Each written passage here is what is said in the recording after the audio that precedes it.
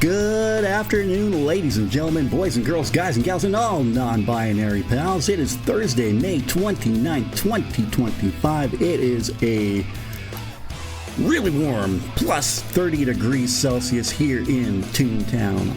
Hope you're having a great day so far. It is the last Thursday of May. I, as always, am your host, the one, the only, the second Irish Bandit. How's everybody doing today? I hope you're doing fantastically on this Thursday. We are back with more Hush Hush today, and I cannot wait to get into this game. But before we get into that, if you hadn't noticed, hold on, I'm going to turn the desktop audio on because it's probably silent on your end as far as music goes. You can hear my dulcet tones, but we also got the game going, so let's get that started. So, if you're looking through the chat right now and you see something different, yes!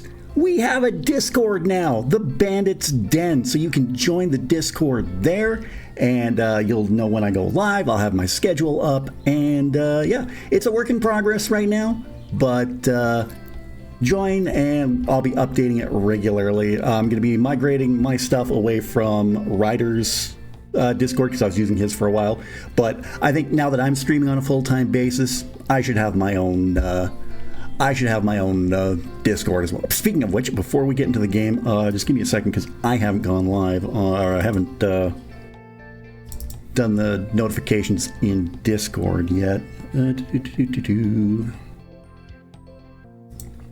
So just give me a momentito, please. There's only really three that I post in Riders. All three of them you should absolutely 100% join.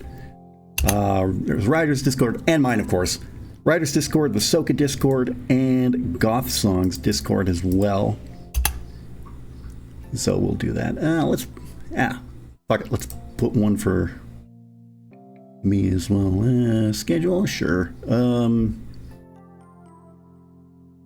I'll create a new one. Just put it in general. Whatever. There we go.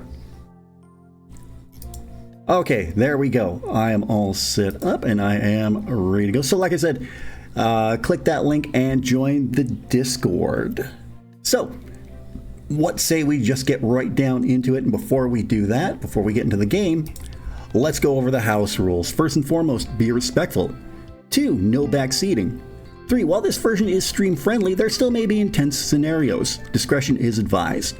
4, for the duration of my Hush Hush playthrough, please avoid any spoilers in regards to Peanut's route. 5, make friends. And 6, be cool. So there we go. There are your house rules. A little bit of housekeeping done. I'm going to turn up my volume in my headset. And we're going to move over here and we're going to get into the game. And there you see our 5 beauties right there. So I'm just going to load up the game quickly. So when I get to it, you're going to see 3 different ones like right here. This is my main game.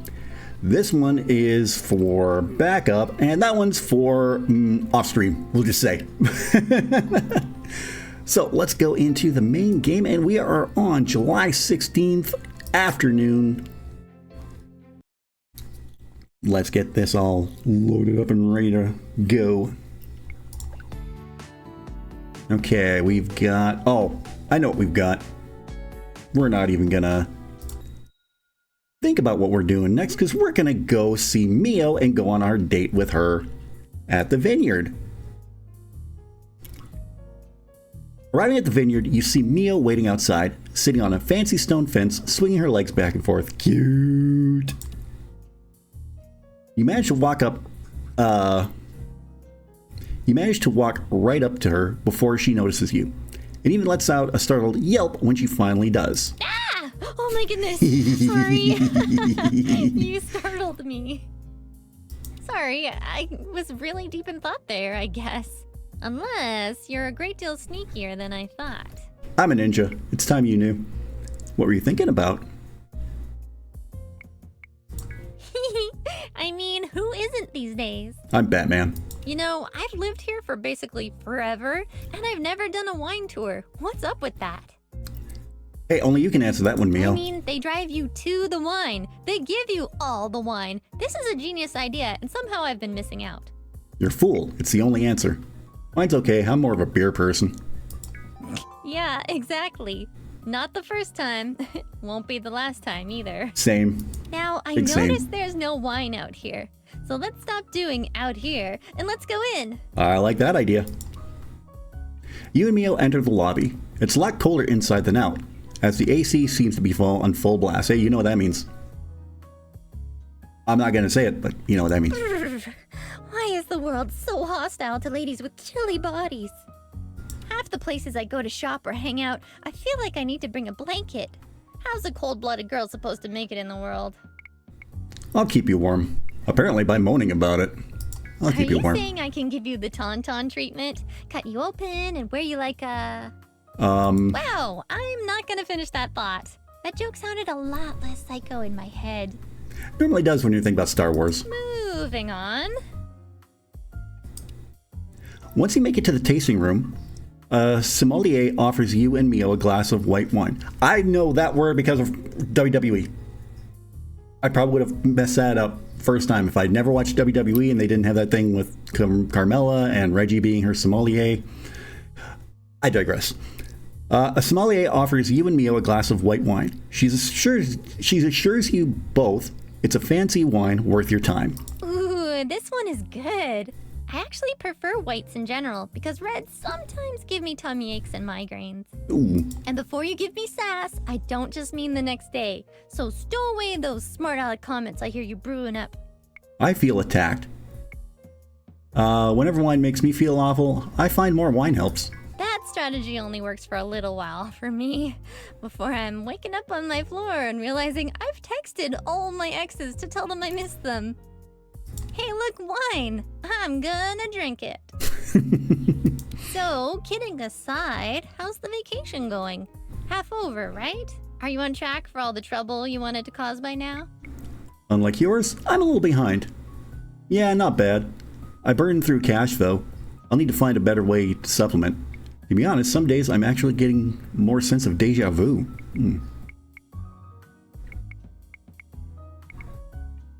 Will that be a good one?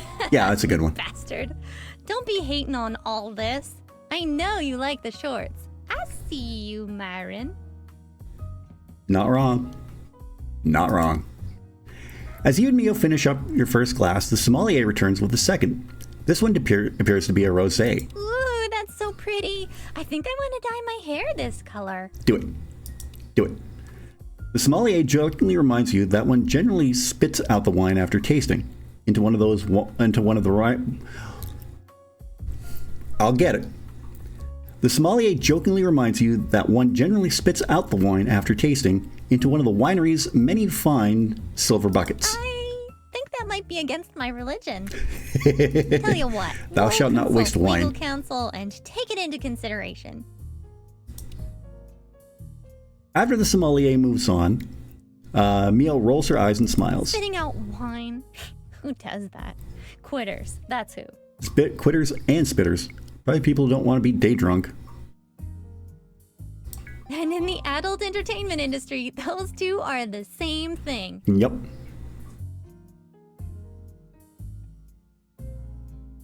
Ooh. What pixel action? Adventure RPG? Oh! We'll come back, co-op games. The best time playing charming. Oh, cute! Neat. Oh, that'd be one I have to check out. And not just because Brianna White endorses it. Okay, back to the game. One of the other guests looks over their shoulders at Mio, giving her an unimpressed look. Whoops, I might have said that a bit too loud. Who cares? As the two of you finish your second glass, you hear the sound of a text message alert, and Mio takes out her phone. She pokes at it for a moment, but suddenly becomes irritated. She holds her phone in front of her mouth and scolds it. Phone? There is no message. There's no message. Please stop notifying me about ghost messages. What's the problem? It's just my dumb phone. It alerts me 5 or 6 times a day to messages that aren't there. I've done all sorts of fooling around with it. Firmware updates, flashing it, everything I can think of. I don't know if flashing it would help, but it'd be a great show. Sorry, that probably sounds like the least important of all first world problems. But I feel like it's going to drive me insane. Bummer. Insanity probably avoids the warranty. I might be able to fix it. For real? You think you can fix it? You're not just Hell playing yeah. with my emotions? Hell no. Sure, thanks. Knock yourself out. The next step I'm most likely to try is dropping it into the ocean. But That you could take work. a crack first. Mio swipes up on the phone and hands it to you on the settings While menu. you're doing that, I'll BRB. The wine decided it's done with me and would like to head home. Good luck. I'm thinking fix-it thoughts. You tinker with Mio's phone for a few moments and spot the issue right away. It's definitely something even a technical person would likely miss. The fix only takes 30 seconds and you're left without wine or company. Swiping through Mio's phone once more, you find at least 50 game apps, which all seem to be up to date and regularly played. Tapping on Mio's picture folder, though, you're met with a password. Close the phone, wait for Mio. Hack into Mio's picture. Well, I can't hack into Mio's picture, so we close the phone, wait for Mio.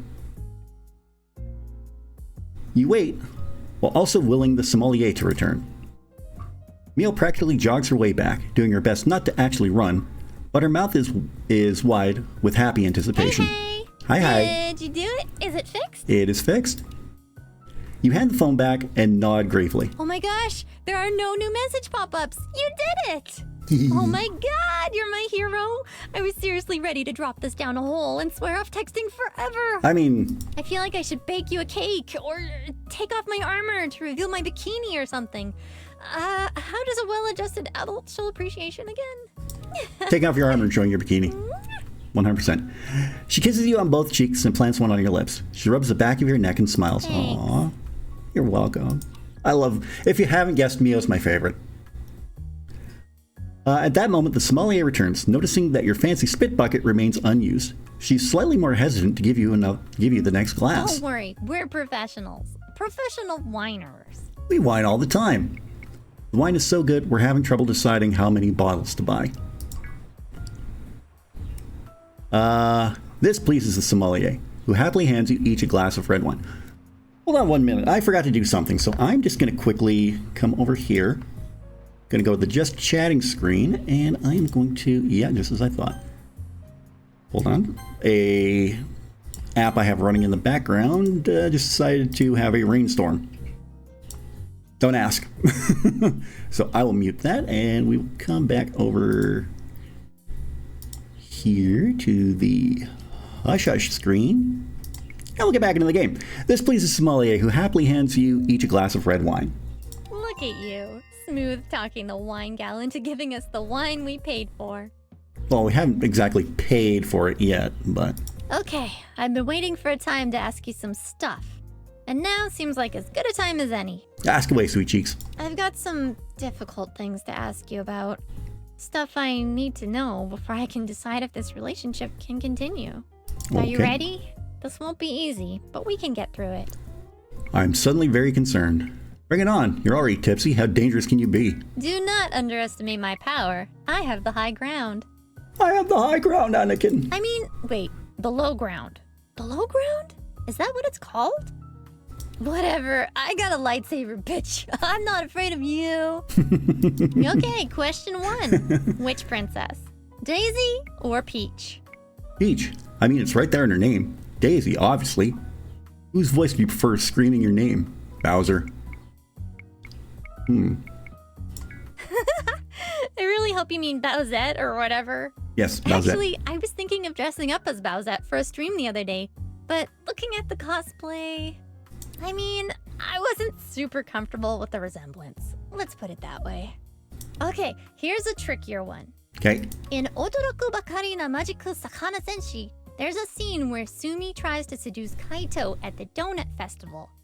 My question is, how many times should the writers have had them get it on instead of the 0 times they actually did? The sexual tension was insane for those two, and they were so perfect for each other, and they would have made each other so happy, and arg. I am not over this. And I'm not watching their stupid reboot movie franchise because I saw Kaito's design and they got rid of his hair loopy things. So now, I don't want him to sweep me away to his bed anymore. Anyway, go ahead and answer. Kaito and Sumi can't have sex. They're clones of each other. About as many times as I wanted to do the same to you. First time we met. It's okay, Migo. Let it go. The ship is gone. Whoa! Wow, that's cool. I really like that. I made her stammer. Sorry, the snap back to reality is sometimes a little too jarring for myself. Yes, I also think you're smexy. I mean, if you play the 18 plus version.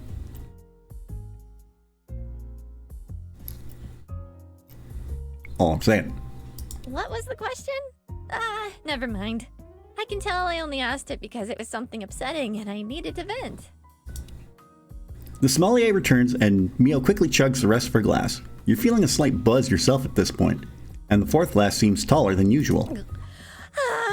Very nice. Good year. Nice bouquet. Alright, this is the third glass?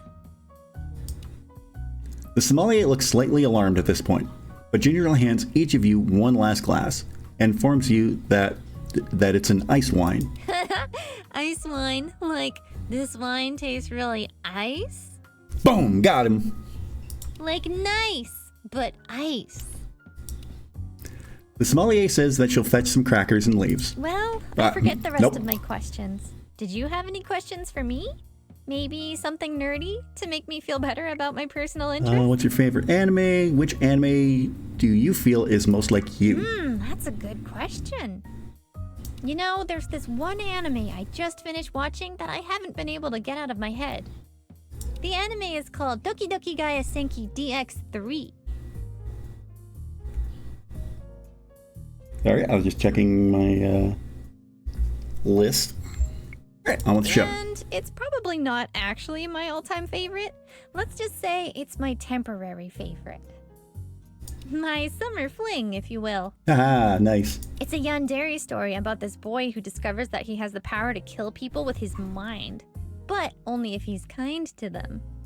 So the whole show is him trying to be as kind as possible to all the people who are awful to him or who are just his romantic rivals for this girl he falls in love with. It's heartbreaking because there are times when he's trying to use his power to defend himself, like he's getting beat up and he's trying harder and harder to be nice to the bully. And then he can't be nice to the girl he loves because otherwise, well, you see the dilemma. Yeah, that sounds very anime. I'm very invested now. Yeah, that's what I said when I read up on the storyline. So, okay, as dumb as this sounds, my favorite part of the anime isn't the yandere. It's actually the senpai, the girl that the main character is in love with. And it's because, well, I feel really, really connected to her. She doesn't have the most screen time, but she's written in a way where she's just sort of a quiet character. Like, the loudest part of her is actually the world just dealing with her. Every time she's on screen, she says something that gives everyone a little boost, you know? And as a result, all this misfortune befalls her. She's got stalkers, her friends keep dying, her family is weird and probably abusive, and so on. There's all these dangers, and they're always drawn to her because she's quiet. In fact, they're drawn to that quietness, to that peace about her. They're starving for it. And I love her, and she's pretty, and she dies, and her death is beautiful. And spoiler, I guess. Love it. Let's watch it sometime. I didn't want to interrupt you, but you were getting louder and louder as you explained all that. That sounds really dumb. Love it. Let's watch it sometime. Will you? Absolutely. All I want in life right now is someone to talk to about this story. I know it's kind of silly, but whenever the universe makes me feel this way about a certain character or story, I feel like I need to slow down and pay attention. I feel that way with a certain character. I'm looking at her right on my desk right now. Oh. I have her on one side of my desk. I have her on the other side of my desk. I have her on top here in an autographed print. Yeah. If you watch it with me, well then, you're good people. Aw. Woof. I think maybe I should have used that spitty bucket. I'm already a little inebriated. Well, the sommelier is getting us crackers. That's what you get for not eating breakfast and lunch, I guess. Even if all you want to do is fit into the cosplay you just bought. Yo. I don't think I want to hit the next place. Do you want to just go get some fries or something? Yeah, let's bounce. Maybe I should take you home. Okay, but you're gonna have to do most of the bouncing because I think this floor is a bit slanted. On your way out, Mio tells you this. On your way out, Mio tells the sommelier that she had a wonderful time. No one seems to mind that she's a bit tipsy. It is, after all, a wine tasting. Once you're outside, the fresh air perks both of you up. You catch Mio giggling to yourself as you call a rideshare and look for a place that serves fries. It's so weird sometimes. What is? Oh, yes, it is. Just to want what other people have, even their pain. Why'd you want somebody else's pain? Your pain's bad enough. I was just thinking about the senpai from my show. Sometimes I feel like her problems are better than mine because... I don't know. They're a more worthwhile pain, I guess. Aww. It's hard feeling like your problems are self-inflicted nonsense. It's not that you dislike the pain, it's that you think it's mundane and unimportant. Important pain, Weird thought. That sounds a bit like depression. I don't know your pain, but your joy is awesome and profoundly important. Mio smiles, the sparkle returns to her eyes, and she nods. Nothing else to say. Look, I'm going to do something I would normally never do, but I think I've had enough wine to do this. I want to give you the streaming address for my show. Just in case we're not super clear on the details, I play video games naked. People tip me money. Sometimes I do more than take off my clothes. It means I'm a big fat bot, and the internet hates me and loves me at the same time. I want you to watch it, and then I want you to talk to me. Talk about what? Awesome.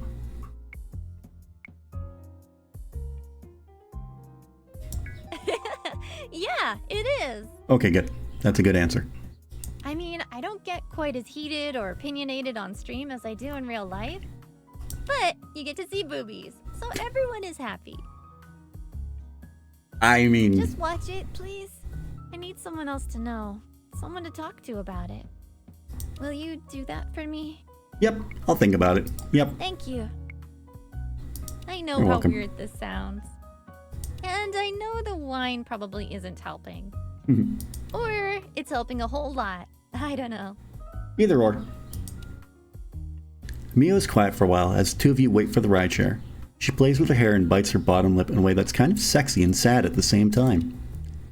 Before the rideshare arrives, she says one more I thing. have a stalker. Oh.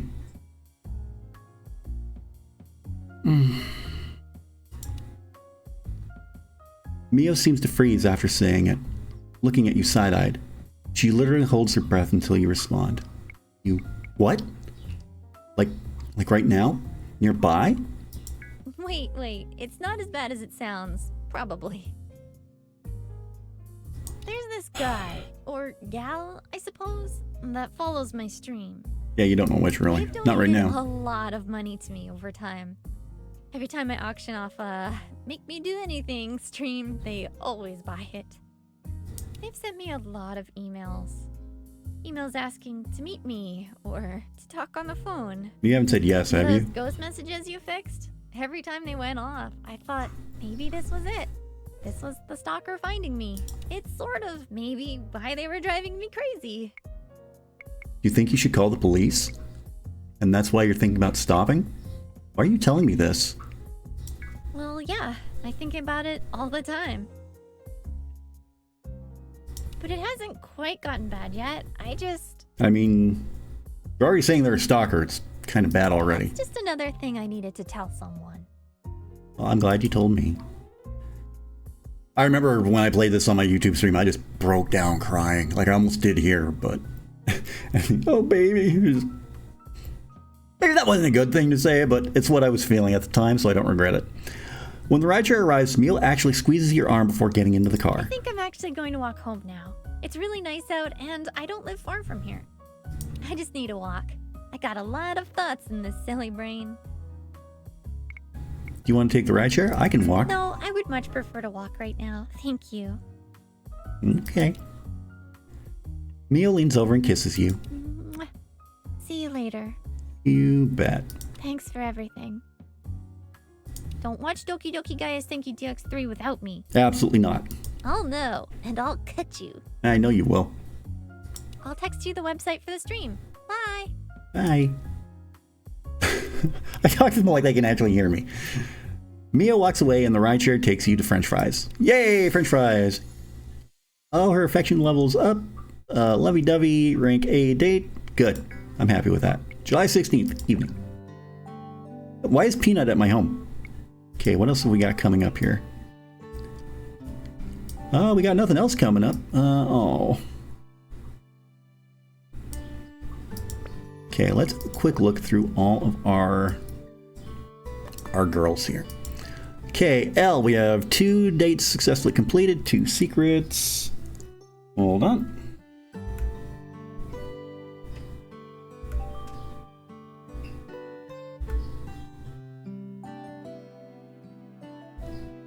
Okie dokie dokie dokie. Done. Okay, 2 successful dates with L, 2 secrets unlocked, and she's at a okay mood. Affection is all the way up with Eero, 2 secrets unlocked, 2 successful dates. Cassie is kind of indifferent. 2 successful dates, 2 secrets. Mio is lovey-dovey, 3 successful dates, 3 secrets, full affection. Quill is lovey-dovey with 2 successful dates and 2 secrets. Okay. So let's see what Peanut is doing over at our place.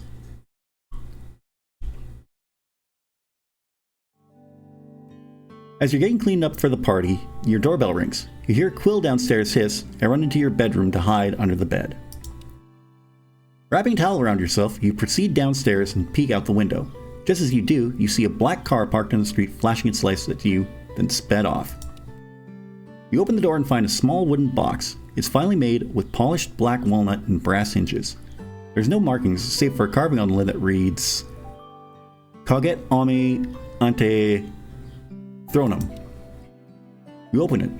Inside is a strange mask, modeled in the shape of a fox. There's a note from Peanut inside. Hey, make sure to put this on before they ID you. Kinda weird. Rich people, am I right? See you there, Peanut. You finish getting ready, putting on your fanciest clothes, and hop into your car. Driving up to the winery, you're completely unsure of what to expect as you pass by dozens of black cars and vans, all parked by the side of the road, somewhat menacingly. What the fuck is going on? You pass through 2 or 3 faux checkpoints. No one stops you or waves you down. You don't see any police. Just the odd, very large person in a suit and sunglasses at night combo. It isn't until you approach the gate that someone finally blocks their way. Even from the street, you can tell the place is on serious lockdown. Just before the security person doing so good too. Just before the security person approaches, you open the black walnut box and retrieve your mask, quickly donning it before you're seen. Someone approaches your car. They shine a flashlight through the window and knock once. You can't make out their details, but you have the impression of someone vaguely bear-shaped. You roll down the window and the person immediately waves you through. You drive the last quarter mile up the winery's winding estate, taking note of the surreal level of security everywhere. There are guards with dogs, drones zipping this way and that, and at least one sniper gives you a nonchalant thumbs up when you look in his direction. Oh, speaking of Mio, she just sent out a tweet. Let's read it quickly. For some reason, it keeps throwing me bad, like, oh, I got some bad news. Oh, no. No.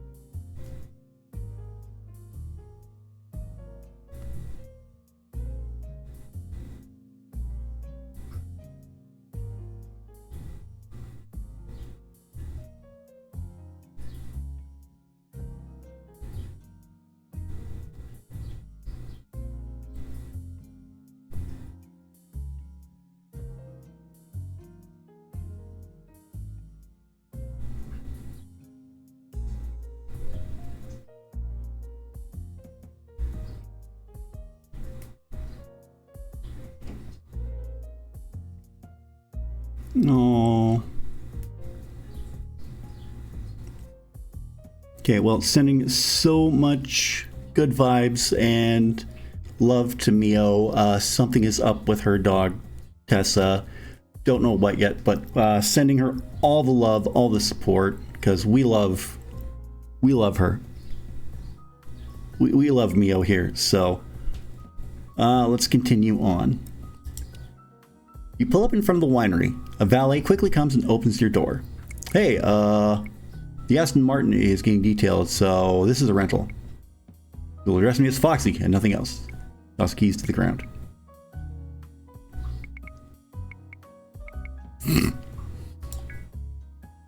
The valet, however, does not say a word. They reach out their hand for your key, looking away from you and never making eye contact. You turn towards the winery entrance, trying to figure out what path you're supposed to take inside. Suddenly you hear a familiar voice pitsing you from the shadows. Hey, over here! Hey, I know that voice. You turn towards the voice and see Peanut begging you from the service entrance. The light is out, and it takes you a moment for your eyes to adjust to see her. To your surprise, she's wearing a sexy maid outfit? Peanut does a little happy dance as you approach, her obvious relief and delight a striking juxtaposition to her surroundings. Yay! You made it! Damn! Thank you so much for coming. Wow!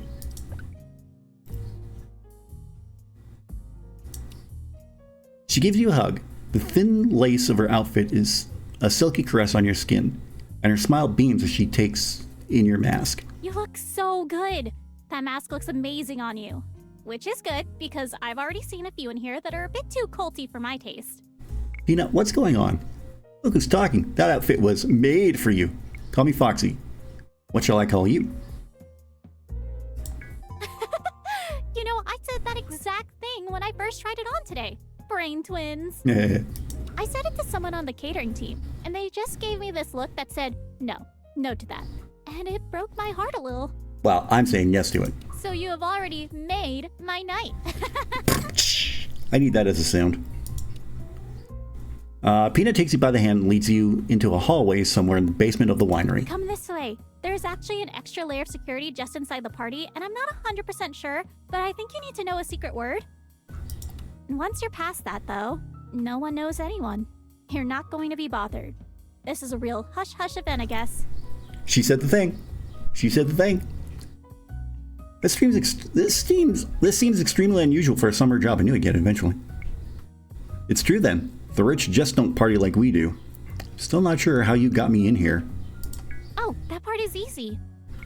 Is it now? Well, actually, it was anything but. It was convoluted and a bit disturbing, but fortunately not for you and I.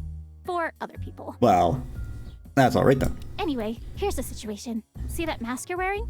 Okay. My understanding is that it belonged to someone else who couldn't make it tonight, but everyone is being really cagey about why. Apparently, it's very, very important that person attend the party, but, like, not the person who was supposed to wear it. The mask itself. There is this group of scary suit-wearing people who are fussing about it. Where are we gonna get an ordained proxy? And then a bunch of arguing in French. So I poked my head in and said I knew just the person, and they seemed extremely grateful and handed me the box with a great deal of ceremony. Anyway, long story short, I was already a bit weirded out because of the outfit and the job offer. So I figured why not just ask a friendly face to come be my support? Can't go wrong with that.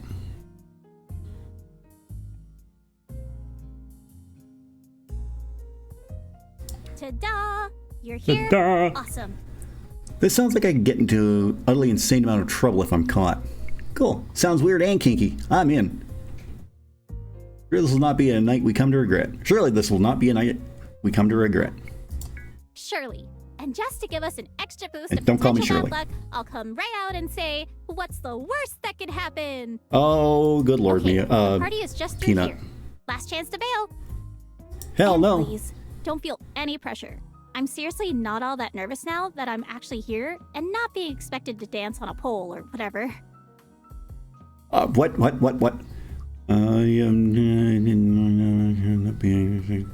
Okay. So I'll be totally fine. Do you want to come in?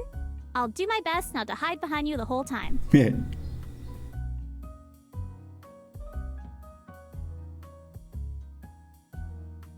You know, I should really focus on the game. I'm in, let's party. I'm out, too much heat for me. I'm not leaving until I find out what caviar tastes like. I'm in, let's party. Yes! I knew you were the right person for the job.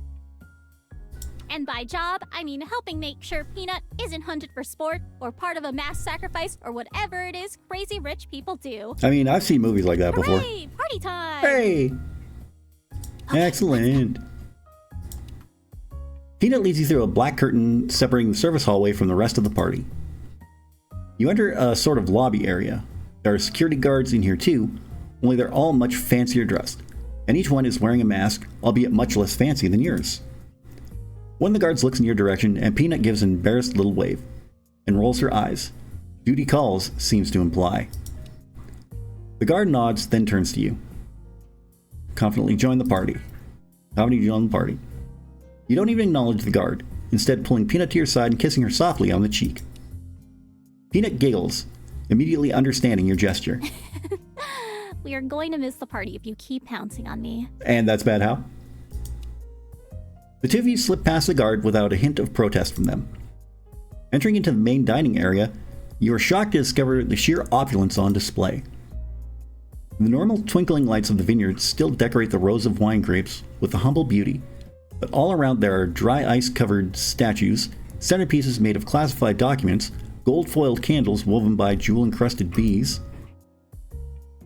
fine art sculptures made from endangered animals, graffiti paintings on toilet paper that look like genuine Banksies, multitudes of servants in sexy attire, a mysterious live orchestra playing nearby. Holy shit! The first guest you see is a man in a tiger mask. At his side on a golden chain is a pet Siberian tiger. The man is feeding the tiger what looks to be Wagyu steak. Neat, huh? I'm thinking either a magician or maybe a boxer. Tiger! This is already the most insane thing I've ever seen. Tigers are so late 90s. Ditto. I literally stared at that sculpture over there, the one that looks like lady parts. Someone had to remind me to get back to work. And I felt this weird lightheaded surrealness since. I am so glad you were here. Me too. Here, I'll show you to your table. Oh, thank you. Peanut walks you over to the smaller, more intimate tables outside. Judging from the security and cutlery, the smaller tables appear to be reserved for the wealthiest attendees. You overhear a woman talking about how gauche sunlight is and wishes the government would hurry up and build the new Sun 2.0. It seems to get approval from the crowd. You're led to your seat, and Peanut draws the chair out for you. She gives you a wink. Bonsoir. Welcome to Chateau de Arakit. Please have a seat. I will be your I'm not going to tell you French does to me. servant tonight. Anything your heart desires, whisper it to me, and I will make it happen. You. Peanut helps scoot your chair in. Then she leans in and begins to speak rather breathlessly in your ear, feigning seduction. Anything at all. There are no rules. There are no limits. I can get you a board game or play a round of badminton. I want cookies. Well, my lap is actually a bit cold. Please tell me this place has a dungeon. Well, I believe we are out of fancy rich people lap warmers. So I shall have to figure out a solution. I'm sure that can be arranged. Yeah, I'm looking at it right now. I know where they stash the chips. Let me make all your dreams come. Peanut stands straight up as a couple appear from around the corner. Obviously a bit frightened, she averts her gaze. The couple, however, do not seem to notice her retreat. Dressed as a rabbit and a snake, they appear to be deep in conversation as they approach. You know how I feel about that, Bunny. Oh! I was extremely clear that the car was an import. If the valets can't even get which side the steering wheel is on, the night is practically already guaranteed ruined. I know who both those are. Oh, my love, my darling, my morning star. You simply must learn that when you are flawless, you must expect the world to be flawed. But everyone has that excuse. And your appeals to my ego are naked and crass. Oh, sweetness. Bunny reaches over and squeezes Serpent's cheeks ever so slightly. He attempts to prevent himself from puckering with an affectionate scowl. Naked and crass is what bunnies are for. You know this. Methinks you doth protest too much. One way or another, you're going to devour me tonight. So do try not to pretend you don't enjoy it. You're incorrigible. You're aroused. I'm furious. It's the same thing, really. We will talk about this more later. Probably not. Our mouths will be full. God damn! For the love of... The both of them turn toward you at the same time, as though part of a strange choreography they've practiced, and Bunny seems delighted to start to see you. Serpent, however, looks right to Peanut. Fox, darling, it's been so long. Having never met before, that time is essentially infinite.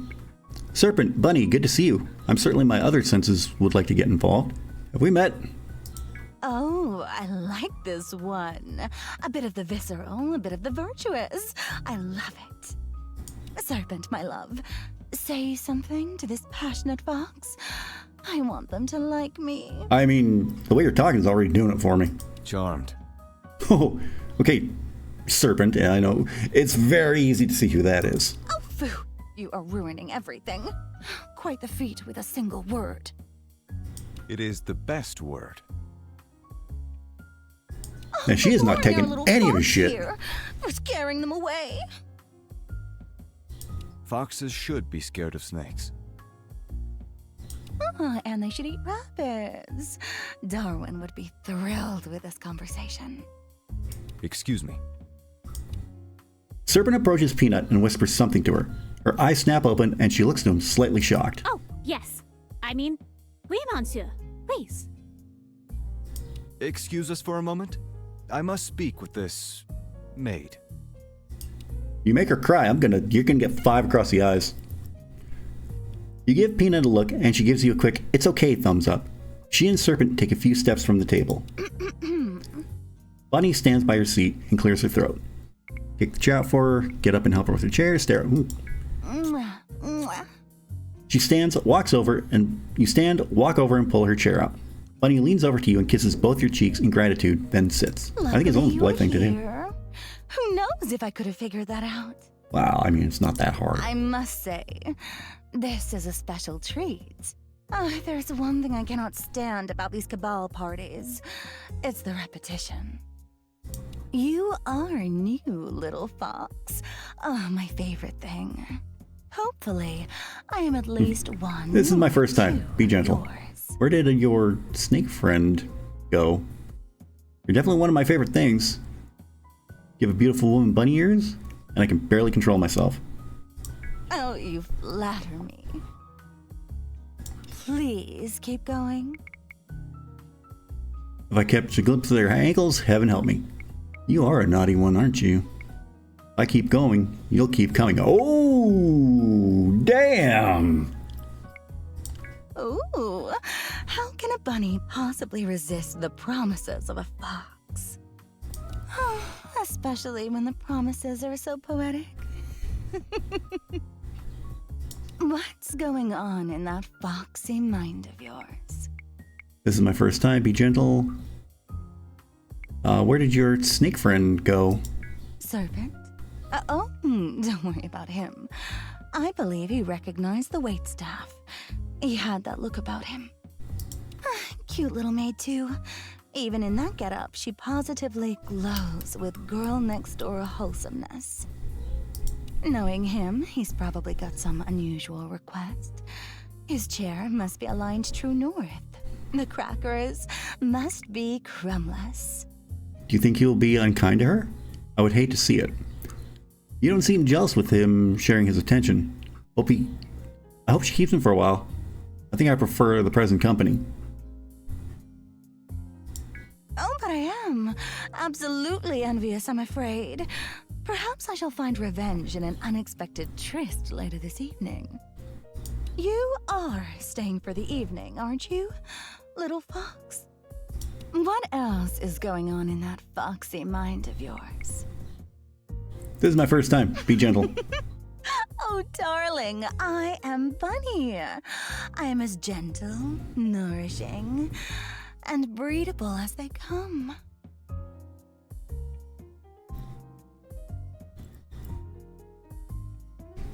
Wow! Wow! But make no mistake, you do not want gentleness. It is the gentle knife that kills kindly. What you want is a friend, and I will be at least that to you. What if I want to be more than friends? I'm not sure what he said, but it sounded fancy. It is, indeed. Very nice to meet you, Bunny. I know it. She winks at you and bites her lip ever so slightly. You seem a little distracted. Maybe we should go look for her. I mean, them. Oh. My sweet fox, do not concern yourself. Serpent never bites the staff. He saves his venom for work. Well, at least it's better than last time. See? Here they come now. I swear, if she's crying. Bunny points behind you. Sure enough, Serpent and Peanut are walking back. Serpent seems satisfied and assured. Peanut seems casually pleased. You're back. Every second without you was suffering. I would have thought the opposite. That's because you don't get to ever miss yourself. You're always right there. Oh, I gotta laugh. You all heard it. Preposterous. They didn't. Bunny, my dear, I must demand a favor. Yeah, I'm definitely gonna be after this stream. I'm definitely gonna be turning on the 18+ portion and playing this part again. Most people ask for those, darling. I know little about most people. Most people are disappointments. Present company excluded, of course. Hope that includes me. Serpent seems to say that to both of you and Peanut. There Okay, is good. a small matter of mathematics that must be tended to. Oh, Serpent. It will only take a moment. Very well, my dear. But tomorrow morning, I'll be expecting something hot and obnoxiously fast in the driveway. That is extortion. That's a funny way of pronouncing love. Damn it, woman. Very well. Now, please. You're sexy when you're desperate. And when I am around you, it is an effortless endeavor, I assure you. Kiss me. Curse you. Serpent walks over and kisses Bunny on the lips. She sighs happily, then rises to her feet. All right. What part do I need to play in this little favor? Go with this insightful maid. Her eye and her mind are engines of splendor. That's me, I guess. Okay. Lead me on, sweet maid. I'm sure answers will present themselves eventually. Peanut and Bunny depart, and Serpent sits down at the table with faint sense of weariness. I generally cannot guess what I just witnessed. She's quite beautiful, isn't she? If you don't explain, I shall be driven mad. What? Who? I mean, both of them, honestly. Oh, Miss Bunny? Well, of course you would think so. She can control your thoughts and coerce your appetite. Or did you mean the maid? In which case, I suppose you're also right. Yes. I do not tend towards those who are attractive so honestly. I would only harm every beautiful thing about her, such as the life of a serpent. The truth is rather banal. I know the Mademoiselle. She is a craftsman of symmetry, and I called upon her services. You know her? Isn't that against the rules? Tisk tisk. What is the point of a mask if you are recognized? If you're recognized? Sounds intriguing. Alluring, even. Please. I do not harbor such inclinations toward Miss Nutt. Hey! Though, truthfully, if Bunny returns with hair askew, there's no telling what they may have gotten up to in absentia. And before you inevitably put it all together, this meeting is not coincidence. No, I didn't think so. I requested Miss Nutt. I arranged her to our table. I ensured she was well compensated. Why? This is getting more and more intriguing. I assure you, I'm enjoying my good fortune to be part of this. Excellent. I commend those who seek pleasure on their own terms, and are willing to find it anywhere.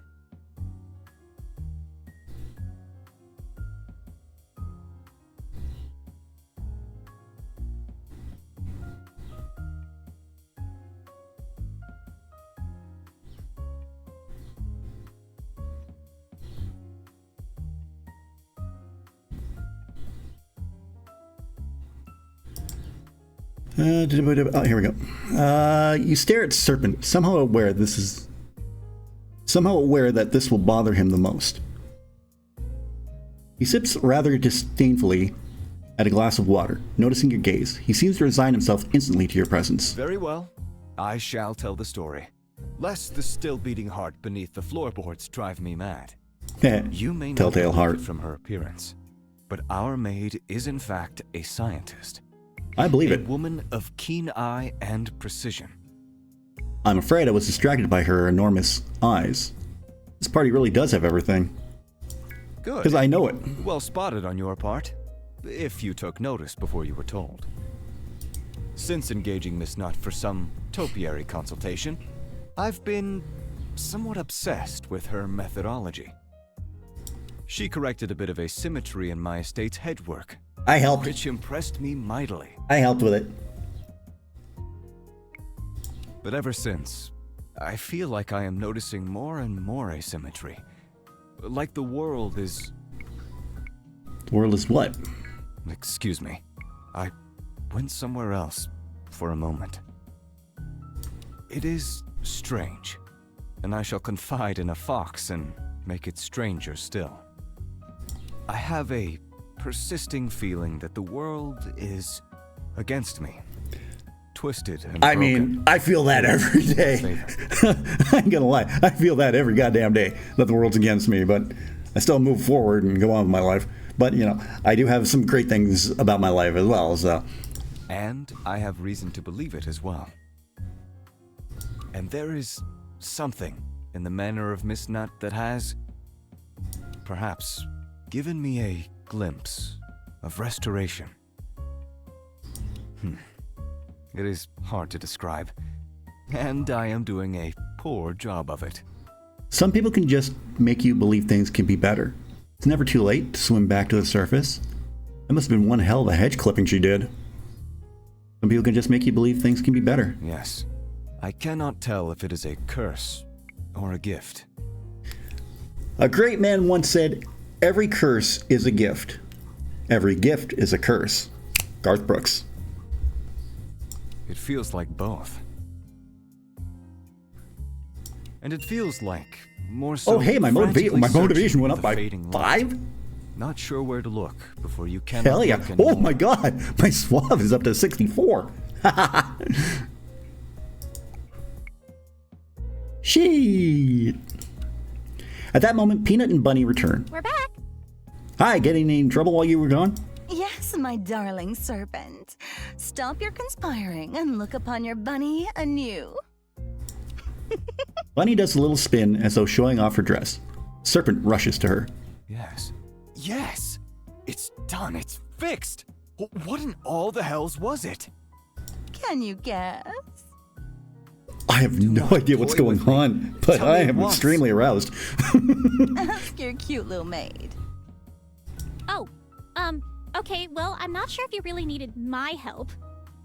But I noticed that Mademoiselle Bunny's eyebrows were just barely different lengths, not even a millimeter.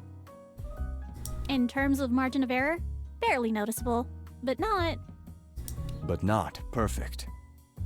And now, Exactly. my ridiculously absurd, horribly obsessed, and relentlessly compulsive love? Perfection personified. Much like she did with the Kiss hedges. me. And let me know what it feels like. I shall. Serpent and Bunny kiss. You look at Peanut. She mouths the words, "They're weird," and then smiles at you. After Serpent and Bunny are finished kissing, they look at you. Bunny fans herself in aroused bliss. Serpent smiles. Let us drink and enjoy. All of you turn to Peanut. She smiles, then jumps, startled by the sudden realization. Oh, I'm the one that brings the drinks. Yes, you are. I'll be right back. The rest of the evening, the four of you eat, drink, and misbehave. More than a few other masked patrons lean in to look at you, wondering what all the ruckus is about, wondering why they're not having as much fun as you. Bunny and Peanut spend more than a few moments in your lap, arms around you, singing and stealing a kiss. They almost convince Serpent to do the same, but he stabs the idea with an icy stare. The four of you have an amazing time, mostly ignoring the strange paddling ceremony happening in the pool. What the fuck? At last, the evening ends. Bunny and Serpent slink away. You offer to give Peanut a ride home. Nah, that'll probably raise too many questions. I'm already going to have to figure out a way to explain why I had such a great time while all the other maids were mostly, passive. Did you have a good time though? Were you pleased with your service? I had a great time. It was a thing. I don't think I want to do it again. Kiss her on the cheek. Kiss her on the cheek. Oh! As you lean in, Peanut's cheek is already blushing rather intensely. She laughs, then kisses your cheek back. Kiss me. Well, I'm gonna take that as a yes. Wow, it's so hot out tonight, isn't it hot? Ah, nice one. Okay, I'm gonna go get cleaned up and changed. Have a great night, you foxy fox you. You're the foxy Good one. night.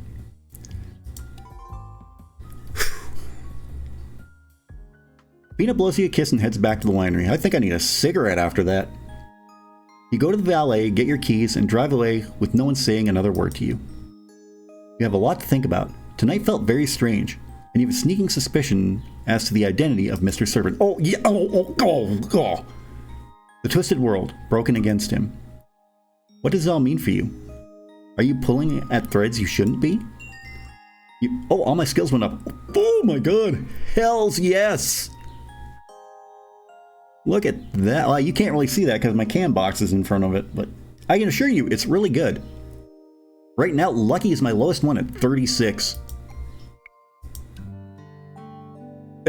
Maybe I should have done the hospital first. Well, let's see what's happening at the hospital. Feeling an odd pull to go somewhere new, you decide to stop in at the hospital. I mean, why not? You walk into the lobby feeling a little out of place as you see an assortment of people with various degrees of need a hospital. A nurse is eyeing you, and you can tell that you're already being judged for your non-needing a hospital vibe. You look around for an alibi. You see a sign that says, "Read to a child event right now." For a moment, you think that's an odd typo, but realize that it's intentional. The sign has a photo of Elle attached to it. You sneak over in the direction it's pointing, before the nurse works up the gumption to play security guard. Walking down the hospital hall, it only takes a few minutes before you find the right room. Sure enough, Elle is in there, sitting in front of a huge group of sick children holding up a book. Aww. Hello, everyone. Which story do you think we should read today? There's an explosion of answers and enthusiasm from the crowd, and Elle giggles at some of their suggestions. I'm afraid I don't know the one about Kitty Katsanova. That's an in-joke. That is an in-joke because Sad Panda's first game was called Kitty Katsanova. You can still play it, too. How about Jack and the Beanstalk? I always like that one, because I don't care much for beans. Hormocles cares not for beans. The kids laugh and agree. After chatting amongst themselves, they suggest chocolate is better. Hey, nothing wrong with that. All right, then. Once upon a time, there was a poor village where no one had any food. All of the food That's not had my been fridge, 'cause my taken fridge by is an full. Evil giant with pink hair who lived in the clouds and bossed everyone around. Gee, I wonder who she's talking about. Let's continue. The kids boo generously. I'm no fan of giants myself, but then I don't watch much football anyway. Elle giggles through the joke. Goes over most of the kids' heads. Let's continue. Let's. Elle continues to read, and you can't help but feel a little dreamy listening to her. Her calm energy kind of takes over the room, until all 40 kids are in spellbound silence listening. Just as Elle's getting to the part where Jack cuts the beanstalk, she falls asleep. You see her head dip forward, but thankfully she doesn't fall out of her chair. The kids suddenly become worried, and one or two of them begin to make fun of her. Get a nurse to help Elle, call her Sleeping Beauty, quite leave, the cringe is too much. Call her Sleeping Beauty. In your most heroic voice, you point at Elle and say, "Oh my, it's Sleeping Beauty!" All the kids spin in their seats, wondering who spoke. You can see them instantly become more interested in the idea.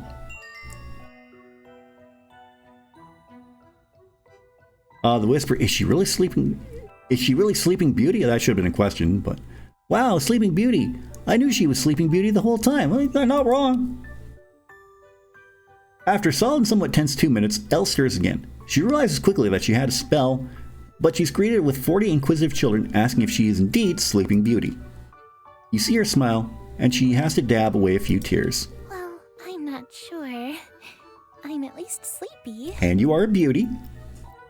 Do you really think I'm Sleeping Beauty? Damn rights. The kids agree. It's unanimous. Elle beams and says softly, her voice cracking a bit with emotion. Well, thank you. That was very nice of you to say. Let's continue our story, shall we? Melody Muse has one of the most sweetest voices I've ever heard. It fits so perfectly for Elle. Like, you will hear me shouting out the voice actors for some of these roles, like Melody Muse. There's going to be, at the end of this, there's going to be a great moment with Eero. I'm not going to get too much into it until we get there, but I will definitely give props to her voice actress when we get to that point.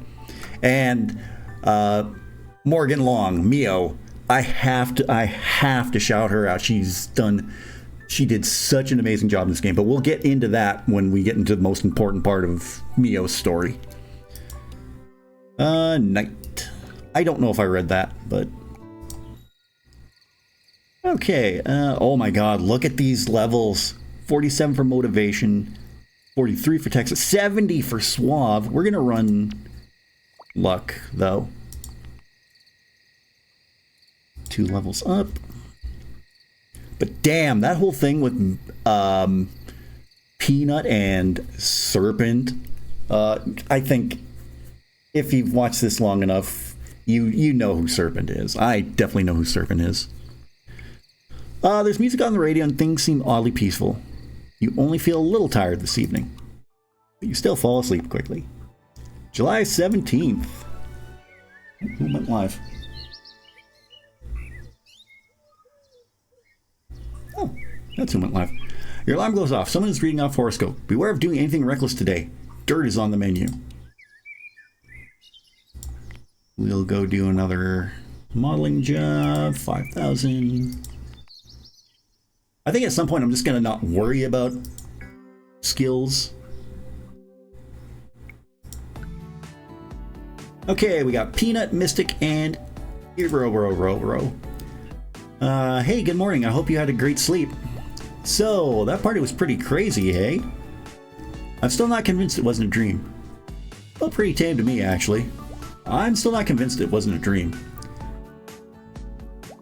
Well, normally I would pinch myself to check, but since I woke up wearing my sexy maid outfit, haha, I was just imagining what the other reasons could be, and my mind wandered to kind of a naughty place for a sec. Ignore me, I'm not a serious person. Anyway, I just wanted to say that I had a strange but amazing time last night. It was a wacky party for sure, but with you there, it felt like, I don't know, like a wild university party or something. It made me feel like we should go to the same university and party together. It was neat. You're neat. Oh, I gotta run. Hope you have a great day. Hugs and more hugs. Oh, you're awesome. You're awesome too, Peanut. I love Peanut. Alright, let's see what Mystic has to say. Hey, it's me. Oh, who else would it be? I was sitting here looking to the future trying to decide what to tell you next when I suddenly realized that I was seeing a false destiny. A pair of friends you and I share are trying to obscure my gaze. Luckily, I got another friend in high places, specifically one particularly moist friend. He must mean... Anyway, let's get to the Hintoscope. This morning, don't meet up with Eero at the beach unless you've got 20 motivation, which I most likely do. That's all. Gotta go. Stay safe. Cheers. Hey, heads up. We moved our beach day to Wednesday the 17th. That's today. She even said that. Now you gotta come out and hang with us. We did this for you because we like you. Well, I like you at least. Callie will learn to like you because I tell her what to do. Haha. What do you say? Today, afternoon? I'm there. Yes! Victory! I can see her twice at the beach. I'll bring all this sun lotion and junk. You bring your volleyball playing shorts. Don't let Callie lotion you. She's tricky and handsy. Yay! See you this afternoon. Okay, so we got an event at the beach and we got an event at the coffee shop. What did he say? What did she say? Okay, that's the only thing I got going for today. Don't meet up here unless you got 20 motivation. I think I've got 47 motivation. Let's go to the beach. Even though we're going to be going back to the beach. You drive out to the beach and over to a spot that's been set aside for a motorcycle jump course. You spot Eero doing donuts in the parking lot and pull up next to her, rolling down your window. Hey, there you are! I was worried you were gonna leave me hanging. What's up? Eero, please tell me you're not thinking about taking those jumps. Aw, damn. I thought you were a hottie I could hit on. That's just you. Oh, that's cold. Well, hey, what's up? See, I've got a little idea, but I need some help with it. Okay. See, here's the thing. I have always wanted to try out motocross. You know, like jump, woo, crowd goes wild. Okay. But my father basically threatened to disown me if I ever did something so stupid and reckless. Anyway, they're setting these jumps up for a competition tomorrow, and I love that. try them out. I love that. That's awesome. That's awesome. I love it. So, you're here as witness. And ambulance caller. If things go I think I left my cell phone in my other pants. That's metal as hell. Don't you need like a special kind of bike to do this stuff? Yes. Technically, yes. Technically, this is very dumb to try on my type of bike. But I'm not gonna go full speed and hit these jumps full tilt. I just want to try and get a feel for it. If I like it, I can get my hands on a motorbike really quick. Like, lickety-split. So, is that a yes? Can you witness? And point a camera at me, in case it's off. I guess so. Please, please, please. Eero, we all love thrills, but you know you need the right gear for something like this. I can't watch.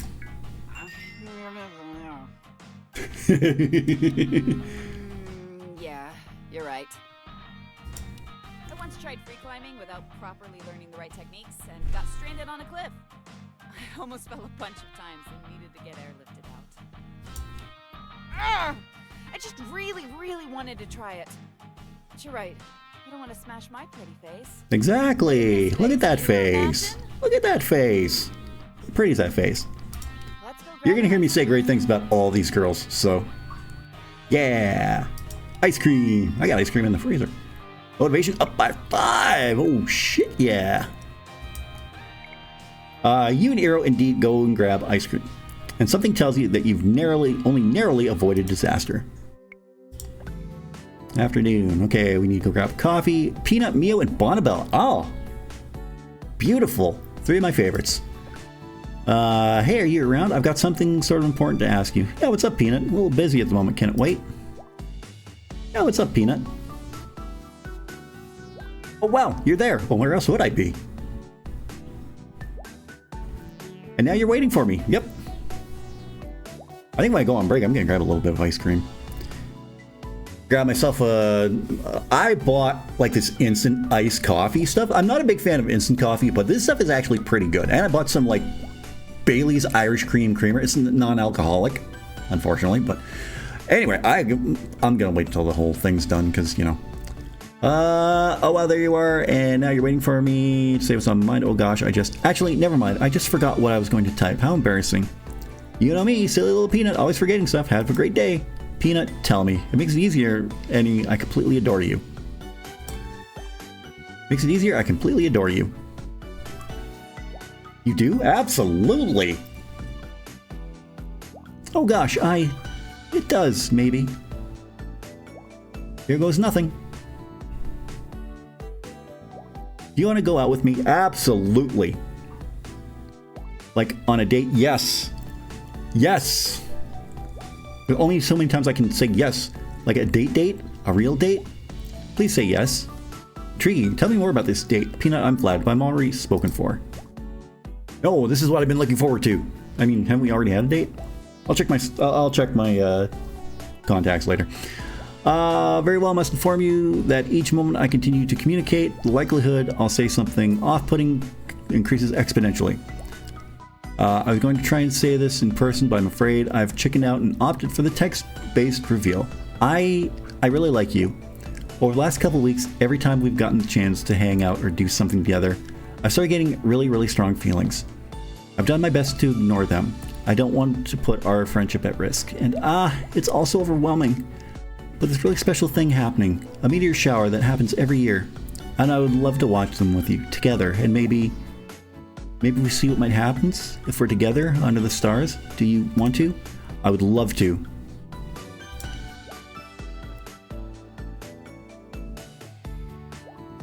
You would? You would! That's amazing. Oh wow, I need to sit down. It's a date. Meet me tonight at the beach. I'll bring everything we need. I can't wait. See you tonight. Oh, tonight? I think I should be okay tonight. Hold on. Nope, that's not what I want. Because I got a date with Eero. Yeah, okay, I should be good tonight. There's Peanut right there. Oh yeah, we've had one date with her already. Okay. Let's check my other messages. Mio. Hey, it's Mio. Hey, it's Mio.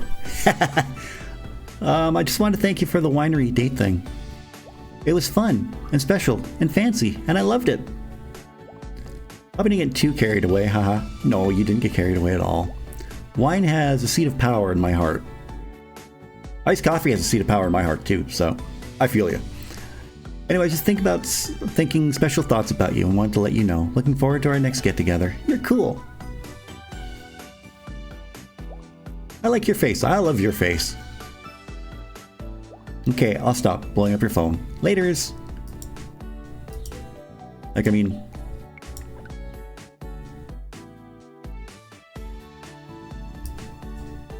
look at it. Look at that pretty face. Look at that pretty face.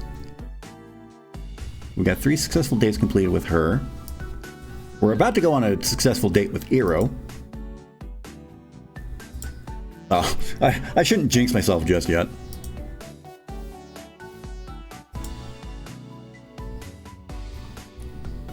How's Peanut? Oh, Peanut's affection is at full. Awesome. Alright, let's talk to Bonnabelle. Good day, Sugar. How's the weather treating you? Got lots of sun? Getting lots of sun? Speaking of sun, I was wondering what you might be up to when it goes down. Maybe on Thursday the 18th? I've got a special treat I'd like to make you. With whipped cream, chocolate soft, served a la bonbon. What do you think? Are you busy? Because if you're not busy, and I'm not busy, maybe we'll get busy together. Ho, ho, ho, ho. Hope you say yes. It's so hard being seductive over text. Oh wow, the 18th, you're mine. I want this like you can't believe, but Thursday the 18th is a terrible day. No, I'm free. I'm free. Oh goodness, I just screamed a little. My customers are suspicious now. See you Thursday the 18th, love. I reckon that Bonnabelle's on mine. Okay, let's head to the cafe. Then what time is it? Okay. Oh gosh, how am I going to lift the water tank that high? At least I wore a bra today. That's something from the original game. That's something from Crush Crush. With her phone fling. I won't show it because, 18 plus, but... Oh, a customer! No, it's just me. Just ignore whatever you just heard. Hola, aloha, and hello! Welcome to the Clean Bean Coffee House. What can I get for you today? One large coffee, please. Have a great day. Thank you. Oh, motivation went up. Yes. Like I need any more motivation. Yeah, like I need any more motivation. Okay, I'm going to come over to the beach and go on my date. Well, won't start the date yet because I'm going to go on break here. Take a little bit early break. Okay, we won't do that yet, but let's come over here. we'll come over to just chatting screen, we'll cut the desktop audio, and I'm going to take a 10-minute break, maybe a little longer than 10 minutes, because I'm going to go grab a snack and I'm going to go make another iced coffee, because that iced coffee is so damn good. But I will be back in maybe more than likely 15 minutes or so, and we'll get on this date with Eero. So stick tight, go stretch, go grab some water, and do whatever you got to do. But we'll be back in about 10, 15 minutes, so hang tight.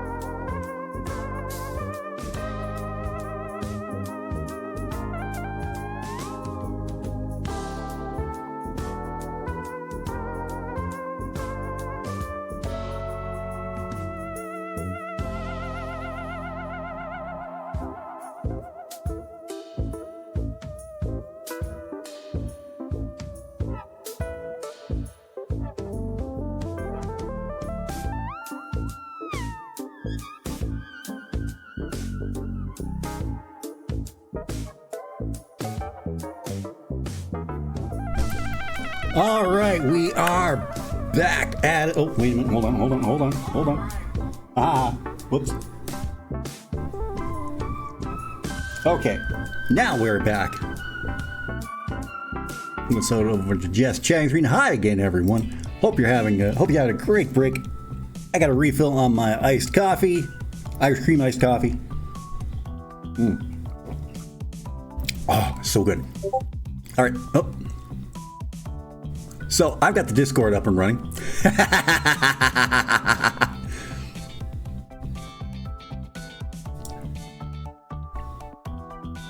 All right, and one more time, if you haven't already,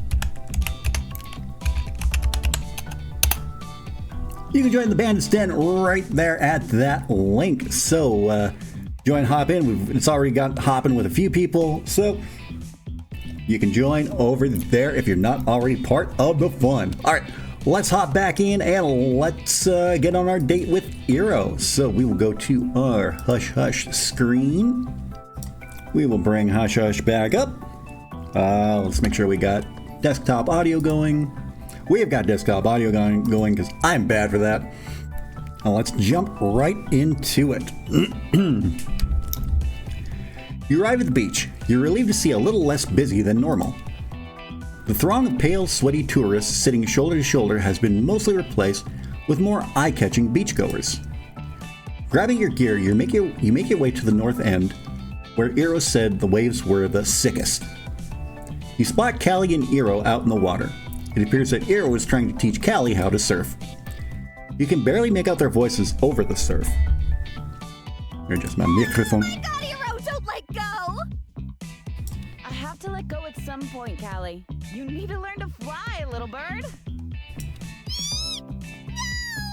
I'm not a bird! Or a surf bunny! Whatever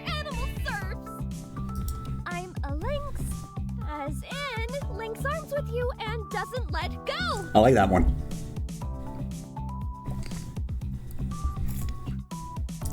I think you're enjoying this too much. I'm going to let go. The sting of betrayal. Callie awkwardly tries to leap into Eero's arms and surprisingly does exactly that. Whoa!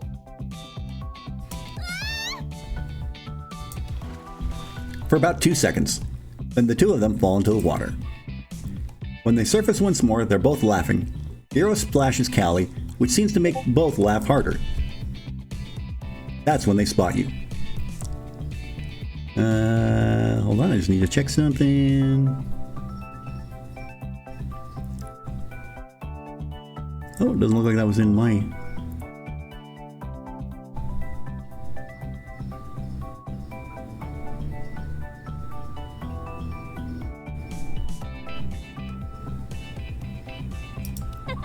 Hey, look who it is. Please don't stop on my account. Shall I fetch the lifeguard? You can do it, Callie. I believe in you. See? What did I tell you? Listen to that. Everyone can see your potential. Oh, you two are meanies. Telling innocent girls such falsehoods. Innocent my ass. Guys, thanks. I enjoy pretty little lies that make me feel good about myself. The two women leave the water, with Callie running over to you as Eero is dragging her surfboard to the beach. Hold on, I'm gonna change something here. Oh, voices are... Let's turn voices up a little bit because... Turn voices up and turn music down. That way we can hear the voices a little better. Dragging her surfboard would be like... Yay! You made it! How are you doing? Any luck with Eero yet? Honestly, I don't think so. Whenever I flirt, she gets edgy. Things are going just fine. Not yet, but I've been hitting the gym. I think I've caught her marring once or twice. Where's my swab? Oh god, yeah, let's go. Yes! That's what I want to hear! Eero has definitely been talking about you nonstop Let's for the go. last few days. I got your back. And some tips. Oh, tips. You said tips because I was looking at her eyes. Okay, before we get all busy with visiting, I've got some hot tips to share. Hot tips! That's what she said. Sorry, focus, Callie. Hot tip 1. Eero isn't much of a drinker, but she can't resist Radlers. You know, like grapefruit beer? I'm sorry. I like grapefruit and I like beer. I like beer more, but that doesn't sound appetizing to me. But maybe it's just me. I don't know. The only time I've seen her desecrate that beautiful temple of hers was when she discovered them. I brought some today! Hot tip 2. Eero has only ever dated people she was friends with first. She's definitely a feelings first sort of gal, but you might need to give it a little jump start.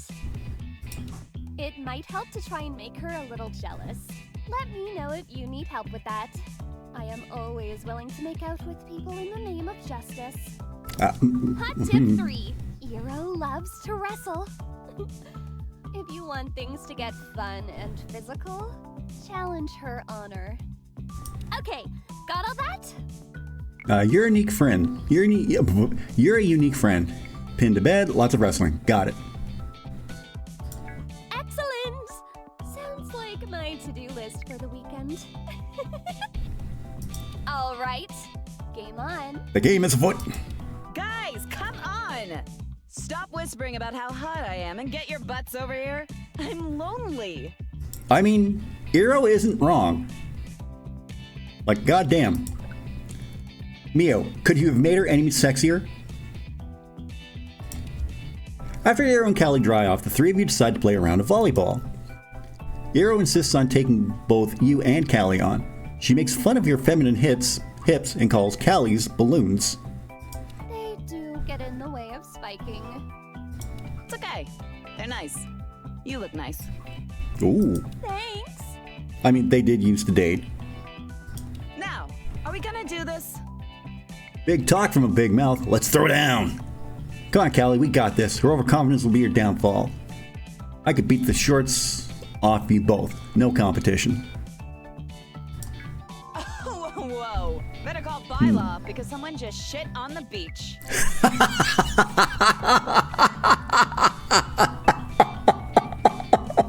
Okay, that caught me off guard. I don't think I ever got that one before.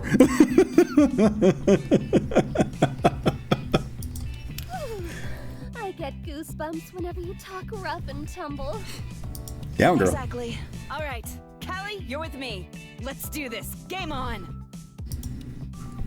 Although the game gets off to a rocky start, with several of Eero's spikes finding very sensitive places to crash into, after a few sets, you manage to force the ball over to Callie whenever there's an opportunity to score.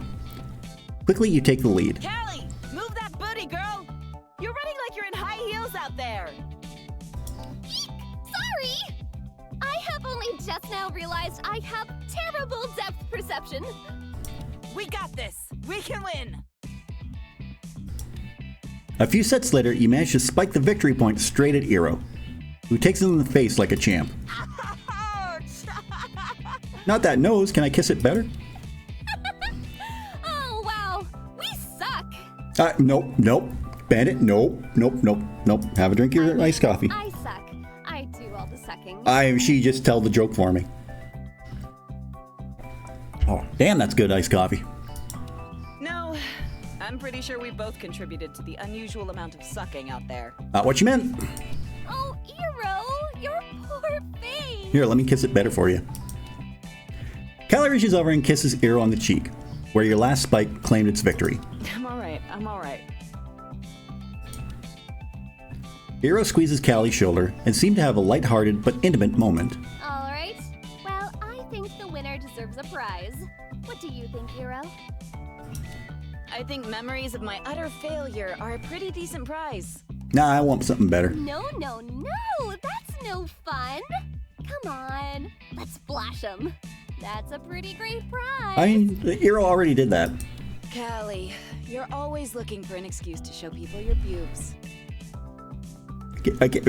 Yeah. They're nice. Oh, come on, Eero. You've got nice boobies, too. I doubt that'll make for a decent prize. I mean... Well, let the winner choose. I mean, I like boobs, so... How about a kiss? How about heads you flash, tails I flash you? Let's go that one. Ooh, preying on our gambling addictions. How evil. Well, that sounds better than saying, I won! Show me your boobs! There's a lot of boob talk in this stream. Okay. None for sure. me. I'll flip. Eero picks up a small flat rock, which looks like it'll do the trick. She indicates which side is heads and which is tails. She flips it, catches it, and reveals it lands on heads. Yay! We lose again. Damn. Can I seriously not win today? Here, even better. Give me your phone. I'll take a selfie. Really, Callie? Evidence? Say cheese.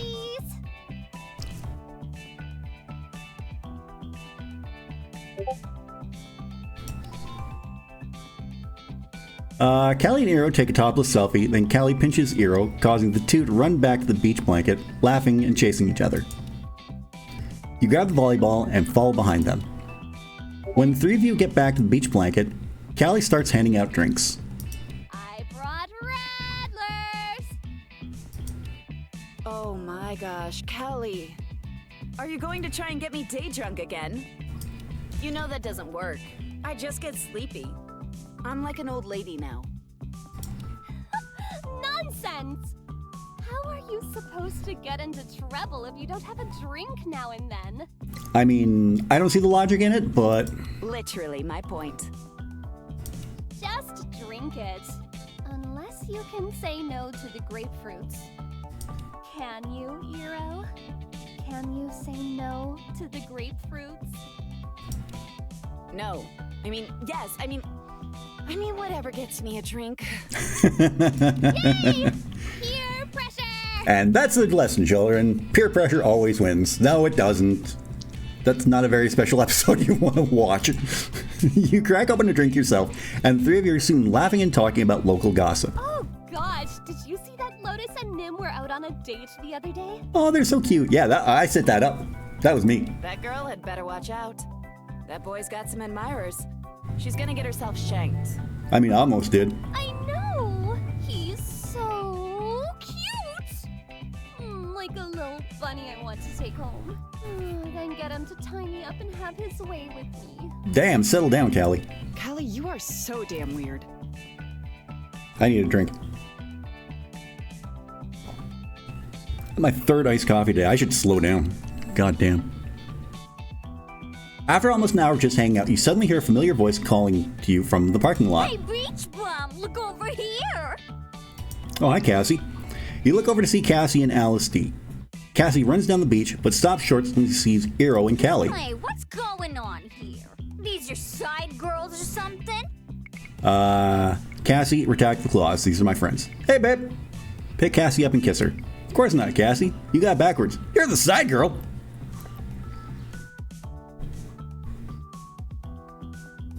Ooh.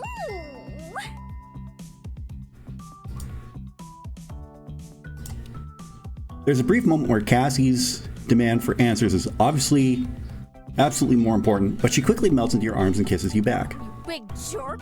Stop making me look gullible! Okay. Alice walks up to the group and gives you all a wave. Hey, sexy beast. Hey, Callie. Alice! How are you? I haven't seen you since yesterday. What's going on here? Ooh, I'd be down for that.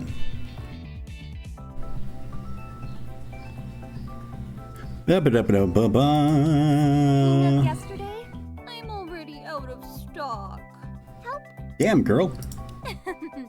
Damn, girl. That's what I said. It's not a competition. You're already my best customer. You don't have anything to prove. Come with me for a sec. I'll talk business. Yay! BRB. As Alice, D, and Callie step aside for a moment, Cassie leans in to chat with you more quietly. Eero looks around awkwardly and stays quiet.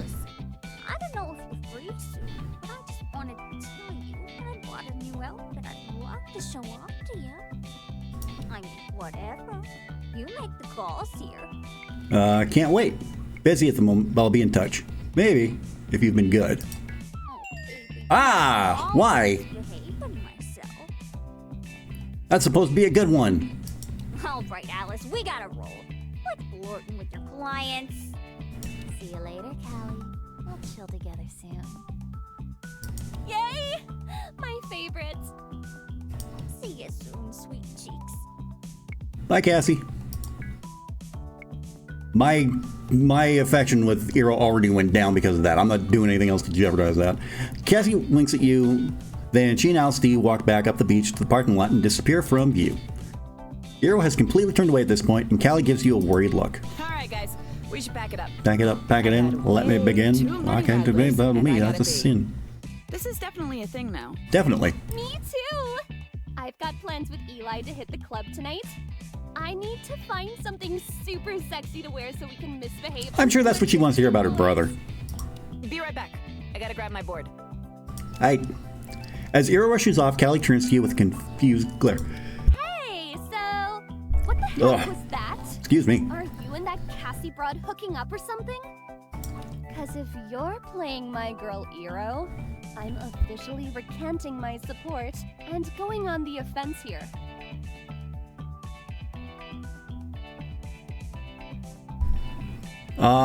It's not what it looks like. Cassie and next is complicated. Only one we can do. It'd better not be. I've seen one too many assholes break Eero's heart. Well, I'm not one of them, so claws back. Thin ice, bub. I've got my eye on you. All right, let's motor. I've got the rattlers. Someone had better come back with me to my place and drink them. Otherwise, I'm gonna do it by myself. I'll leave you two to it. Of course, I had a little speck on my TV screen. It's right on Eero's boob, so. See you later. Bye. Bye, Callie. Punch punch Eli in the arm for me. I will! Callie gives you a thumbs up, then jogs up the beach. You cool to hang out at my place for a bit?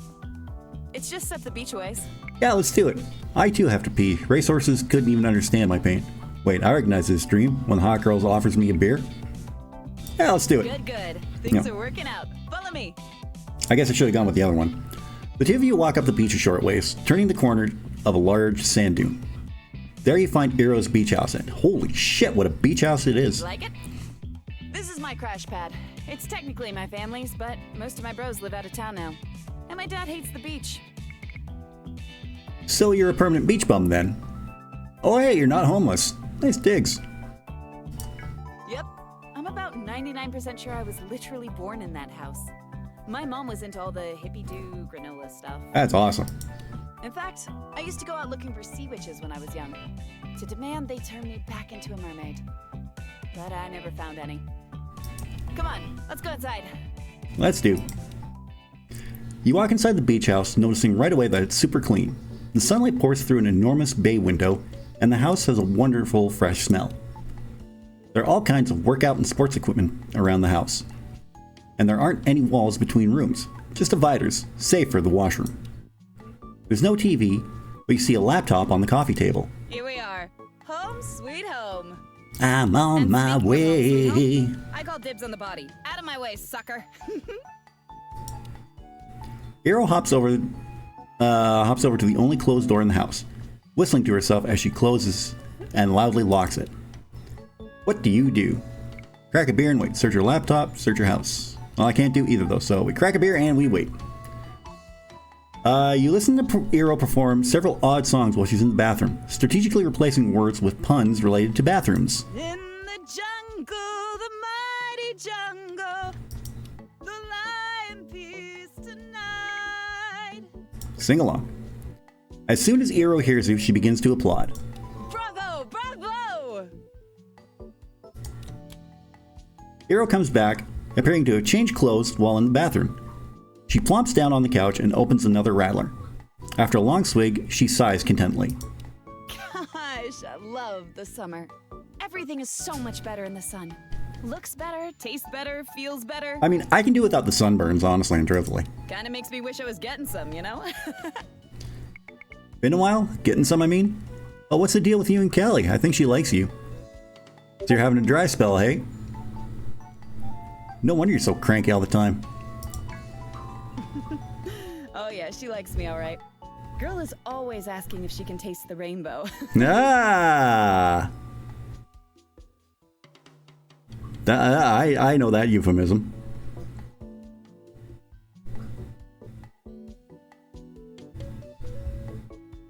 Hold on.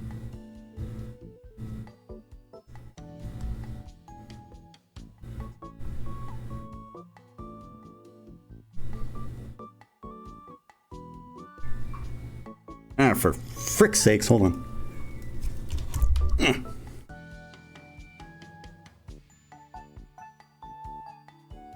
Because one of my friends who isn't in the general sphere of L1L is just joined my Discord. Oh, and I spelled his name wrong. Fuck.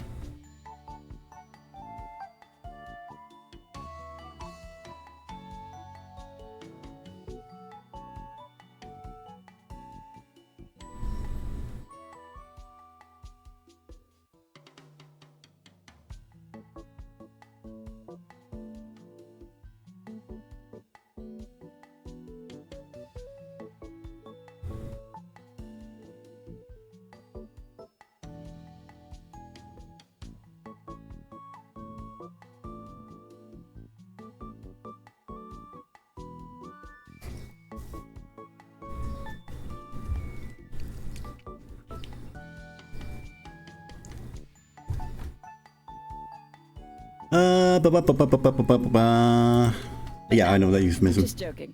Callie and I used to date. More of a friends upgraded to friends with benefits kind of situation. I'm sure she'd be hurt to hear that. We didn't work, but I'm sort of glad because we downgraded back to friends. She and Eli both seem interested in your relationship status. You get the feeling she'd upgrade again in a heartbeat. So speaking entirely hypothetical, is she be down for a little third wheel date? Yeah, full transparency. Whenever we have a few drinks, she gets a bit frisky. I think maybe I've had a bit too much, you think? I'm already in super honest hero mode over here. Hey, what's wrong with that? Now we're getting personal. So you're having a dry spell, hey? No wonder you're so cranky all the time. Been a while. Getting some, I mean. Might be a It's bed. been 11 months since the last time I had sex. Oh. Holy fuzzy, it's been more than a year. How do I even know if everything is working down there now? Last relationship didn't end well? Don't worry, you never get how. It's like riding a village bicycle. Oh, don't say that. Don't say that. I mean, I'm not a doctor, but I can take a look. Don't say that. No, bad. It ended super bad. Ooh. The guy I was seeing. Turned out he was cheating on me. My dad caught him, of all people.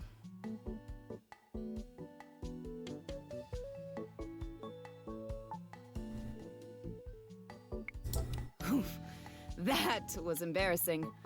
Did I mention my dad is a cop? A mean old bastard of a cop. Didn't change much, though.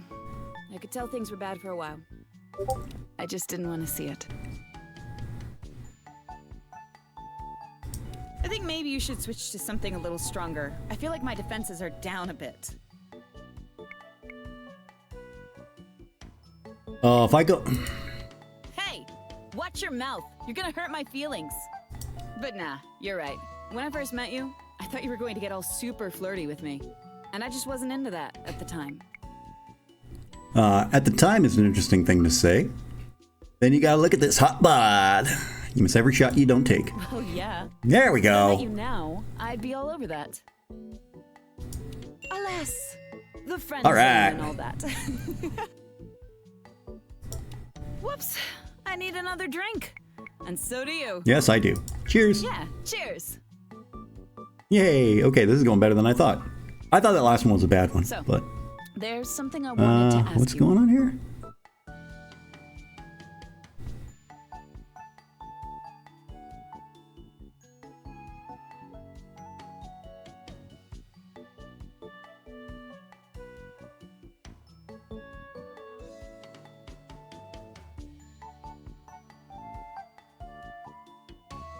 Oh, okay. No, I want to go back to my server. There we go. I'm kind of in disbelief that you defeated me today in volleyball. Hey. Were you trying like really freaking hard to impress me? Yes. I know that sounds mega conceited, but screw it. 7 beers and now it's a perfectly acceptable question. I'm just really competitive. Yeah, I mean, did it work? How was I going to prove that I got the goods? Well, nothing says, hey, check me out, like spiking a ball into a girl's face. True. Very But true. Here, let me feel. Hero hops off the couch for a minute and squeezes your bicep.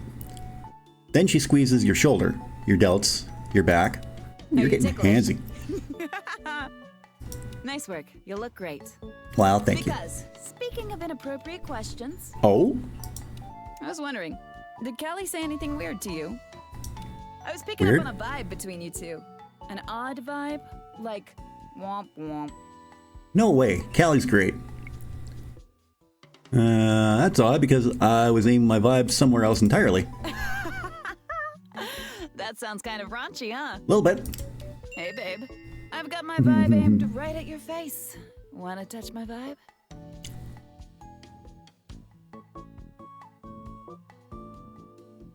I think we'll just move on from that. Sorry. I'm a little drunk. Oh, one more question. Who was that blondie who got all kissy face with you? She was insanely rude. I had this overwhelming urge to punch her face every time I heard her stupid voice. Damn, girl. I mean, she seemed interesting. Cassie's just a girl I'm seeing. Cassie an ex. She doesn't take hints. Oh, Yeah, that's the only one I could do. I mean, I could tell that just from the way you two were talking. Didn't want to do that one, but I didn't have any I other guess choice. I just thought you two didn't look. I don't know. You don't seem to match. But what do I know, right? I'm drunk and single and on a terrible dry spell. I mean, we could end that dry spell. Hey, there's some stuff I want to tell you. Yeah, go for it. I think you're cool. I'm glad we met. Even though the first time I saw you, my boobs popped out. Made an impression. Frankly, the best part of your personality. Yeah, I bet it did. No, she's got a better personality than her tits. I just want you to know. I trust you. And I want to tell you something that only people I trust know. Yeah, go for it. The reason I've been so grouchy, I guess, is that a really painful anniversary is coming up. The end of this month, when I was little. My mom died in a really tragic way. She actually died in front of me. She drowned. And every year, on the anniversary, I feel really jacked up about it still. I don't blame you.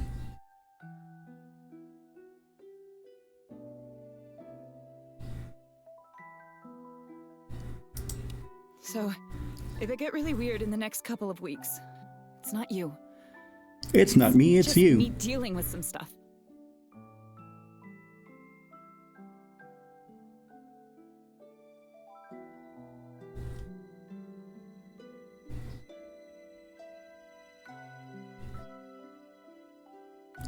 One of my best friends just posted on her timeline saying, "Lilac's best smell in the world." Absolutely agree. Love that smell. I just don't want to drive you away is all. I'm sorry, Iro. I'm speechless, but I promise I won't go anywhere. Thank you for telling me. I thought something was off. That means a lot to me. I worry about it. You wouldn't be the first friend I lost because I'm so messed up about it still. Alright. Most important question of all time. Sure. Can you defeat me at wrestling? Let's go! Before you can make sense of what she means, Iro springs from the couch and tackles you. Aha! Sneak attack! Okay, I am a trained wrestler, okay? She pulls you to the floor and tries to lock her arms around your waist. For a moment, you're completely thrown off balance. Her legs are incredibly strong. Have you seen those things? Good God. And manages to almost pin you to the floor. If I pin you, you've got to do whatever I tell you. You got it. I mean, if that was the case, then I would just let her pin me. She tries her best to wrap her legs around you and pin you down, but you finally get enough leverage to fight back. Try to stand, break her grip, and pick her up. I mean, I got the buff stat for it, so why not? And the buff stat goes up again. What's my buff at now? Ooh, let's go. You lift her in the air and your arms lock around her torso, and for a moment, she only kicks her legs uselessly in the air. Hold on.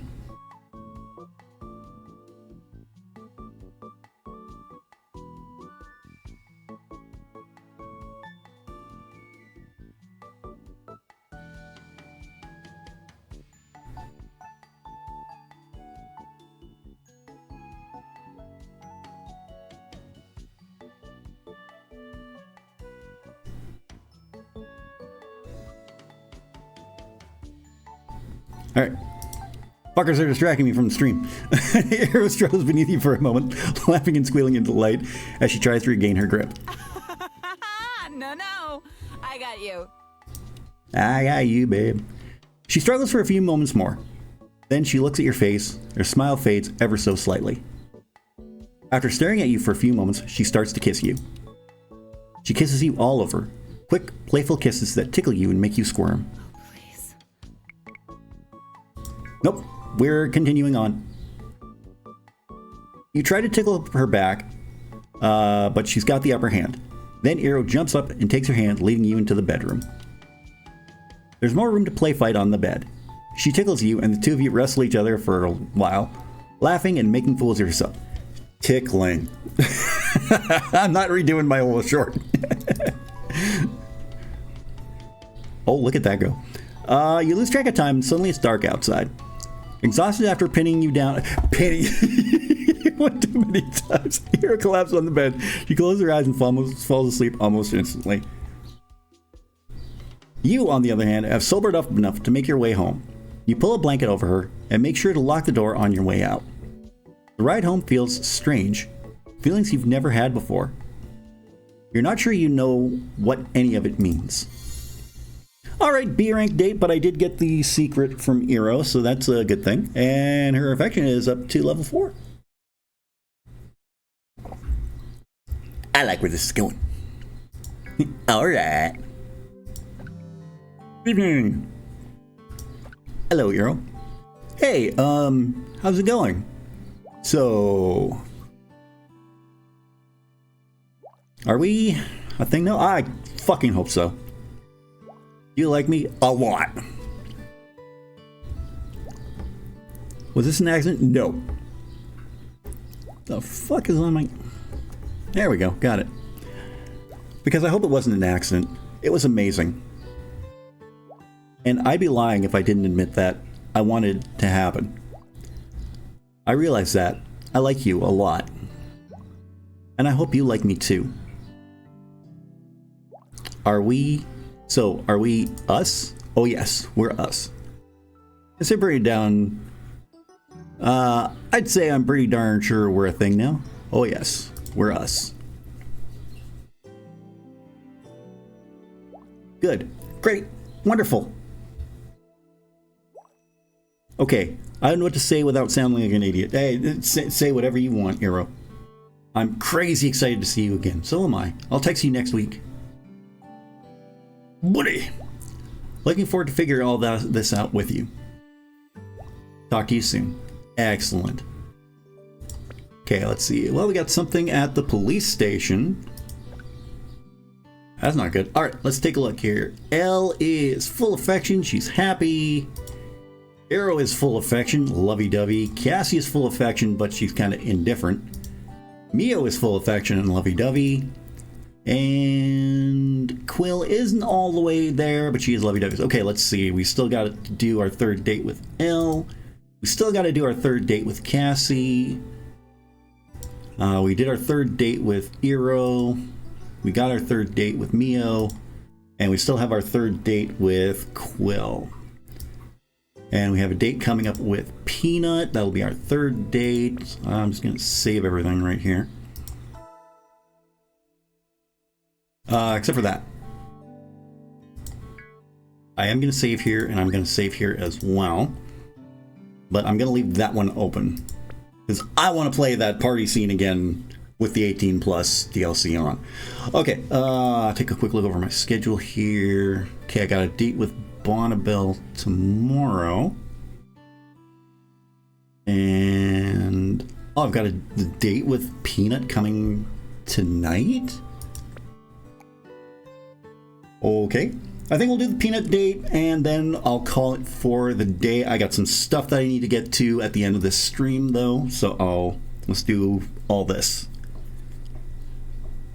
As you're making dinner and Quill is tripping out over some catnip, you hear a knock on the door that sounds strangely authoritative. You pull your pots and pans off the burner and go to the front door. Quill's already vanished by this time, and you're not likely to see her for the rest of the night. You open the door, and a tall woman with glasses is standing there. She flashes you a badge. Good evening. My name is Detective. Yeah, we've met. I'm with the Sub I didn't do it. Department. Seems to be the problem, officer. Problems. Problems, plural. I have Oh, shit. I mean, you said it, not me, woman. Okay, hold on a second. I gotta clip that one. It's gonna sound horrible, but I gotta clip that one.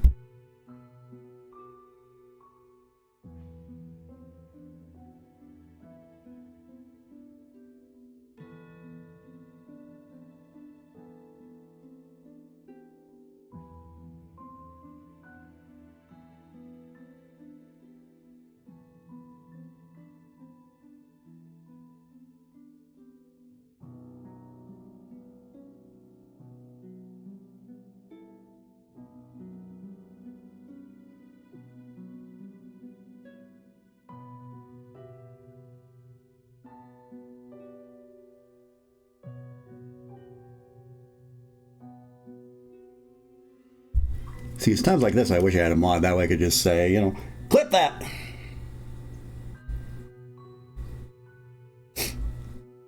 Oh, it is done. I still need like lots of clips. That way I can, you know, get some of this out there.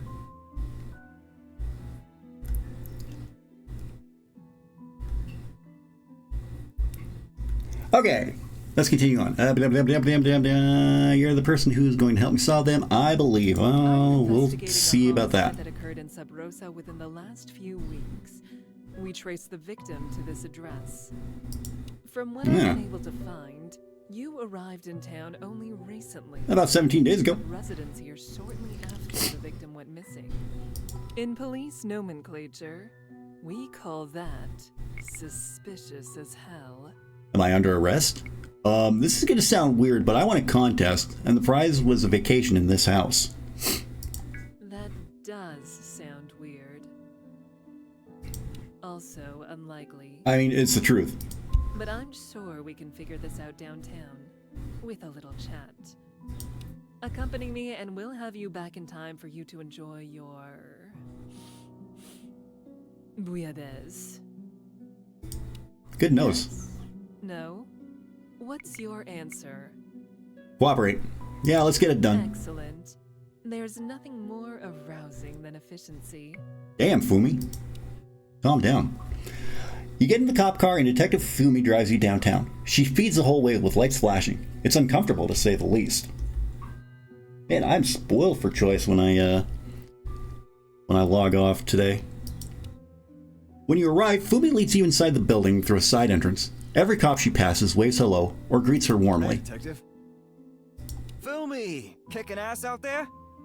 Hey, Swayhander. Brought back a little something for the box? Not yet. We'll see how they cooperate. I mean, you're gonna give my full and undivided attention. Fumi leads you into an interrogation room. She promptly closes and locks the door, then pulls the plug on the security camera. A little privacy. I feel like I'm in serious trouble here. Nice, that's the only thing I want with you, privacy. Let's seduce the hell out of her. If that was a pickup line, you'll Shit. have to try considerably harder. I'm not All right. going to give you favorable treatment just because you're cute. You think I'm cute? Let's go over a few things. You arrived in town on flight C69 air ferry on July 1st. Canada Day. The house you're currently residing in is a private residence, which you claim to have won in a sweepstakes of some sort. Yeah, it was sketchy as hell, I'm not gonna lie. You have no contacts in Sub Rosa, no friends or family. It's your claim you're vacationing here. Yep. So tell me, are you a drug mule? That's a drug cartel operating out of Sub Rosa? That's a hell of a leap. I can fetch you a lawyer, and we can be super quick here. No, I was with you until the drug mule thing. I mean, I'll be whatever you want me to be, officer. What I want is for you to be compliant, which is perhaps a poor choice of words. Maybe, maybe not. Anyway, it was worth a try. You'd be surprised how often that works. Just asking the criminal if they're guilty. Listen, I'm going to lay things out here as clearly as I can. You've stepped into some major shit, and you had no idea, but you've been tracking it all over the place. The SPD has been keeping a close SPD emergency. You yourself are one of them right now. Power Rangers, SPD, Power Rangers to the rescue. If you can't tell, I'm a big Power Rangers fan as well. If you haven't seen it, watch Hollywood Demons about Power Rangers. It is just a fascinating watch. Like all the stories that have come out since then, especially when it comes to Jason David Frank and how his life ended. Fuck. And we can't find any evidence of this so-called contest that brought you to Sub Rosa. All that sounds bad. That's a cool coincidence, because I would say that you're pretty much my #1 person of interest. Fumi looks up from her file. She has a bored expression, but something flickers in her eyes like interest.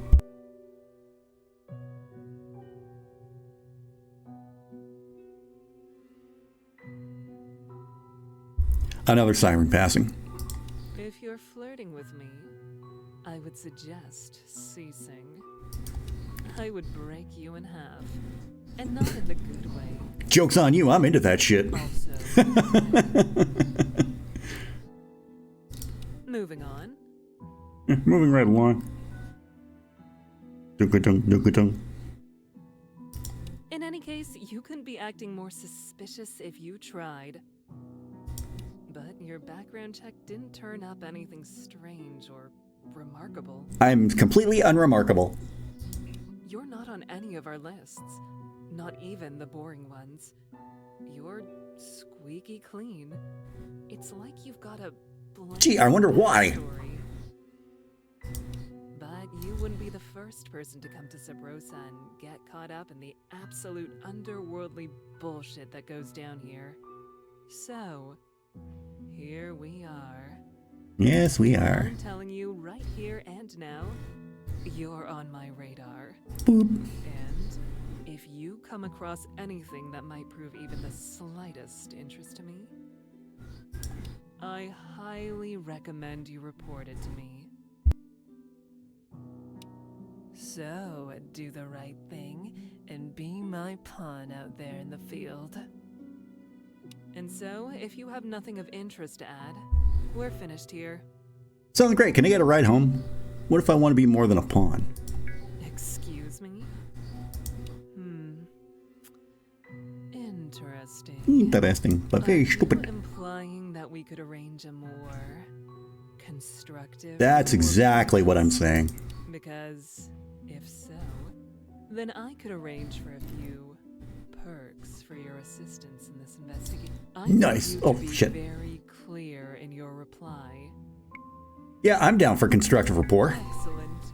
You are as astute as you are attractive. Why, thank you, Detective. Fumi reaches into her jacket and hands you a card. This is my private number. Ooh. If you call this, it will come directly to my secure line. I got her private number. Haha. If you're upfront with me and contact me with any suspicious activity, I'll return the favor by keeping your ass out of the crossfire. Cool. We'll be like a team. Team Fumi. Agreed? Whoa, that's not what I meant at all. Agreed, let's go, Team Fumi. Your enthusiasm is misguided, but adorable. She thinks I'm adorable. I'm looking at the positives here. Alright, if there's nothing else, you're free to go. Make sure to call me if you need me. Thanks, I will. Hey, this might be out of line, but you're really attractive. Fumi stops writing something in her file. She arches her eyebrows at you, but otherwise doesn't seem upset. Obviously. What's your point? Nothing. Never mind. I'll be direct. You're mind-blowingly attractive, and I would lick the mud from your boot, just on the off chance that you might step on me. Now Fumi puts her pen down. Her expression is stony. When she suddenly rises to her feet, you can't help but be startled. She eyes you with a glowering, menacing stare. Your heart quickens in your chest. You shut your eyes in anticipation of being slapped. Suddenly, Fumi pushes the files off the table. She grabs you by the collar and pulls you with her onto the table. She kisses you enthusiastically, grabbing at your clothes, biting your lip with playful urgency. Good thing the camera's Good God, off. I knew I felt something between us. Hell yeah. My police badge has been tingling the whole time we've been talking. That's a euphemism. Take me, you charming idiot! You and Fumi embrace each other with haste. She kisses you, and what follows next is the best makeout session of your life. After a few breathless moments, the room finally stops spinning. Fumi steals one final kiss from your lips and gets right back into work mode. She straightens her jacket and nods at you approvingly. Good to have you on the team. Good to be on the team. Hot Officer damn. Beverly will show you out. A hulking bear of a cop practically carries you to the front door and gently tosses you into the street. You eventually hail a cab that drives you home. Your bouillabaisse is cold and goopy when you get home, though it looks like Quill lapped up a bunch before passing out on top of the counter. You grab a slice of cold pizza and call it a night. Speaking of night,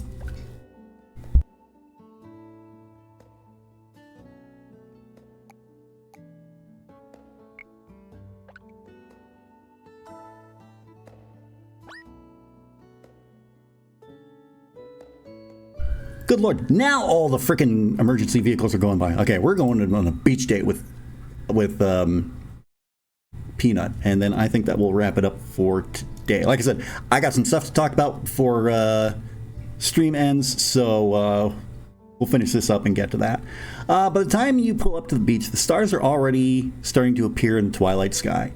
The sunset has already burned down from pink to orange to a deep lavender purple, and the night approaches. Isn't that a beautiful time of night?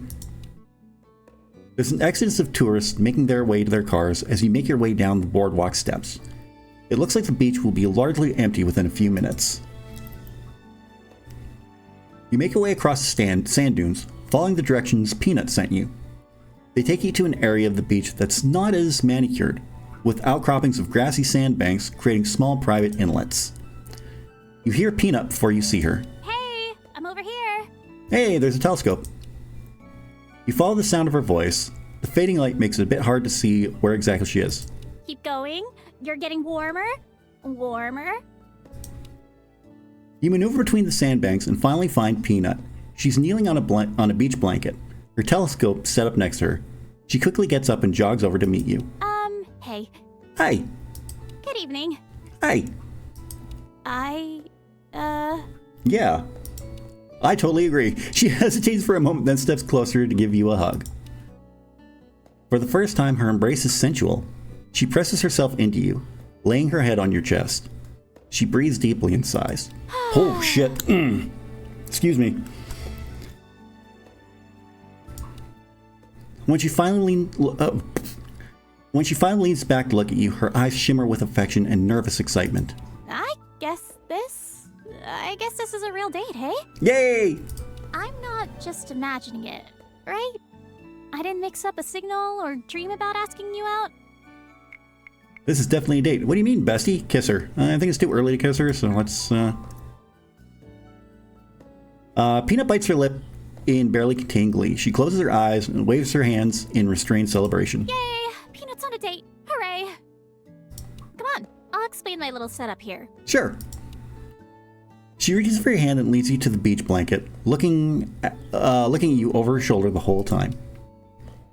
At the edge of the blanket, she kicks off her sandals and gestures a sweeping hand to everything she's set up. Ta-da! All the things you need for successful stargazing. A telescope, my Stargazer 115, perfect for those lunar close-ups and peeking in on the Galalian moons. A blanket for comfortable sand loitering. Please note, it is snuggle-up size. You gotta sit close to me or risk getting sand in your undies. And that is never fun. I know. And me. That's the best part about it. Your friendly neighborhood physics major and astronomy expert. Well, expert-ish. Tonight is the start of the Perseid meteor shower. Basically, the Big Mama meteor shower of the year. Tonight, I've brought years of astronomical knowledge, a variety of tools of the trade, and also lots of snacks in case we get snacky. So, welcome to the Peanut Date. I hope you enjoy the show. I'm so excited to be doing this with you. This is the most romantic shit I've ever seen. What do we do if we get hit by a meteor? So am I. I mean, yes, me too. Nah, I think your first reaction was better. This is literally the thing I look forward to the most every year. And now I get to do it with someone special. Yay. Here, sit. We've got a little bit before it's optimal conditions for watching the meteor shower. I'm gonna love this, ain't I? Peanut kneels down on the blanket, delicately turning to the side and giving you room to sit next to her. She sits near enough that you can feel the soft curve of her breast press against your shoulder. Whoa. She smiles once you're comfortable. By the way, when the shower starts... One second.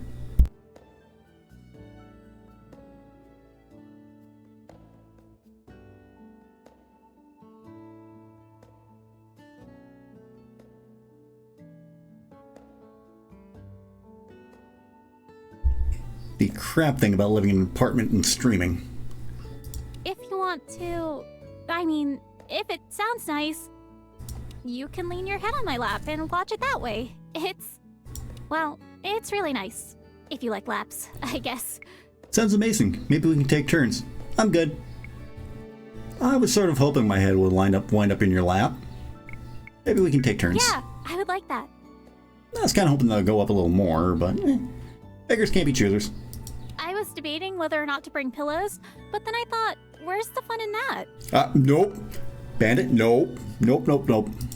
So, we've got a bit of time before the shower begins. Any questions? I didn't prepare much of a pre-show. So what's the deal with these Perseids meteor thingies? You said it was an annual thing? Can you use the meteors to tell my future or anything? So, do you always take your dates out here? Or is this key to your seductive ways? Oh yes, it is. This we particular go. meteor shower occurs around the same time every year. In fact, there are quite a few that do. And the reason is because the debris field, all the little bits of space rock and ice, originate from a comet. Comets have a stable orbit in the solar system, and the Earth passes through this field at the same time each year. The comet has a super cute name, by the way. It's called Swift-Tuttle, which always makes me giggle for some silly reason. That is a cute name. Anyway, it takes Swift-Tuttle 133 years to complete an orbit, so we don't get to see it very often. So it's kinda nice it leaves us this beautiful shower to find. I've always thought of it like a surprise Valentine from a secret admirer. Aww, now I'm imagining Earth and Swift-Tuttle on a little stargazing date. It's so cute! I gave myself goosebumps. You look like you have more questions. She is so adorable. It's honestly my favorite expression in other people. Can you tell my future or anything? Can you use the meteors to tell my future or anything? So, do you take all your dates out here? Is this key to your seductive ways? Oh yeah, if you count Bonnabelle, I've had a whopping 2 dates come watch the Perseids with me. And I would like to state for the record, the last time I brought her out here, we were attacked by ants. So it was not a good date for Peanut. No. I'm always trying to trick or bribe people to come watch them with me. But you're sort of limited by whether or not the watching conditions are good. Too much light pollution, bad weather, a seriously bright moon. There's a lot of things that can interfere. Yes, there is. That's why tonight is perfect. Sub Rosa is excellent since they use low-pressure sodium streetlights to cut down on light pollution, and the beach is naturally shielded by Rose Mountain. So, perfect spot, perfect conditions, perfect company, perfect night. It just occurred to me that we could have arrived 20 minutes earlier and watched the sunset too. Whoops. Oh, No, good. you goof. That's astrology, not astronomy. This time, I know you're being silly. I am the last girl you want to ask about whether the constellation you're born under has an effect on your love life, or credit score, or whatever. She's got a point. Just to be clear, I don't mind people being into that stuff at all. I find it all a bit silly, but science isn't about dismissing stuff out of hand. It's about curiosity. So as long as people are looking up at the stars, I'm pretty happy. And I guess on the other hand, that the meteor shower may have actually had an effect on my love life. It's the reason we're out here, after all. Yep. Oh, I can see Venus flashing us over there. And look, there's Mars and Regulus hanging out together. It's almost time. Got a wish ready for tonight? Oh, you mean like wishing on a shooting star? Oh man, I just imagine what happens if you make a wish during the Perseids, and 100 shooting stars try to grant your wish. We're sitting here, watching the sky. Suddenly, 10,000 corgis come running right at us. Best date ever. I love that.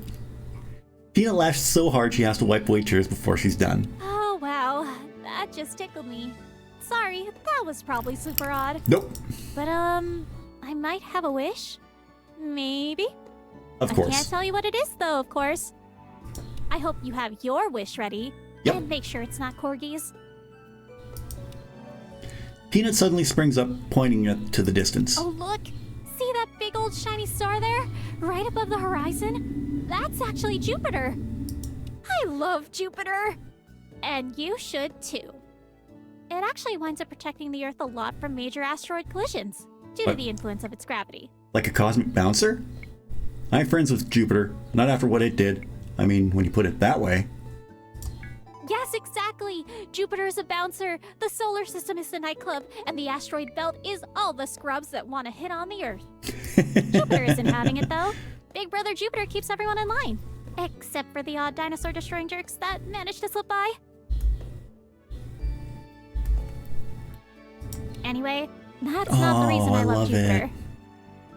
Hold on. We gotta take time to appreciate this. What an absolute cutie. Like, I mean, Mia will always be my favorite. Always, but Peanut, You know, I have a top 5 script that I'm writing about my top 5 favorite sad panda characters. I think I might have to change it. But we'll see about that in future. Hold on. Another friggin' siren. See, the thing is, when I was a little girl, one of my earliest memories was going out to my cousin's ranch during the Christmas holidays. I was only 4 years old at the time. There we go. But I always adored visiting my cousins. I remembered playing freeze tag with flashlights and catching fireflies. One night, my dad took me out into the field with his trusty telescope. He always called it his spyglass, and used it more to look for pirates than stars. On that night, though, he had me help him set up the telescope, and after some adjustments, told me to look through it. And I saw Jupiter.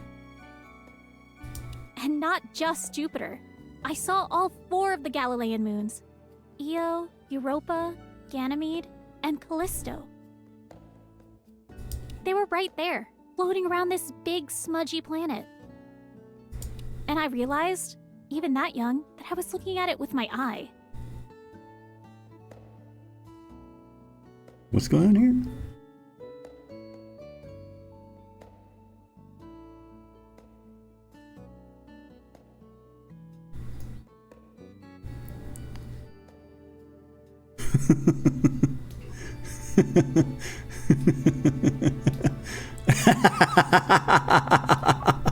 I'll check that out later. It looks funny though. Does that make sense? You don't know what I'm laughing at. Yeah, absolutely it does. It's a weird feeling to describe. I had seen Jupiter 1,000 times in pictures on the TV. But never with your own 2 eyes. But the telescope, it was just glass and metal.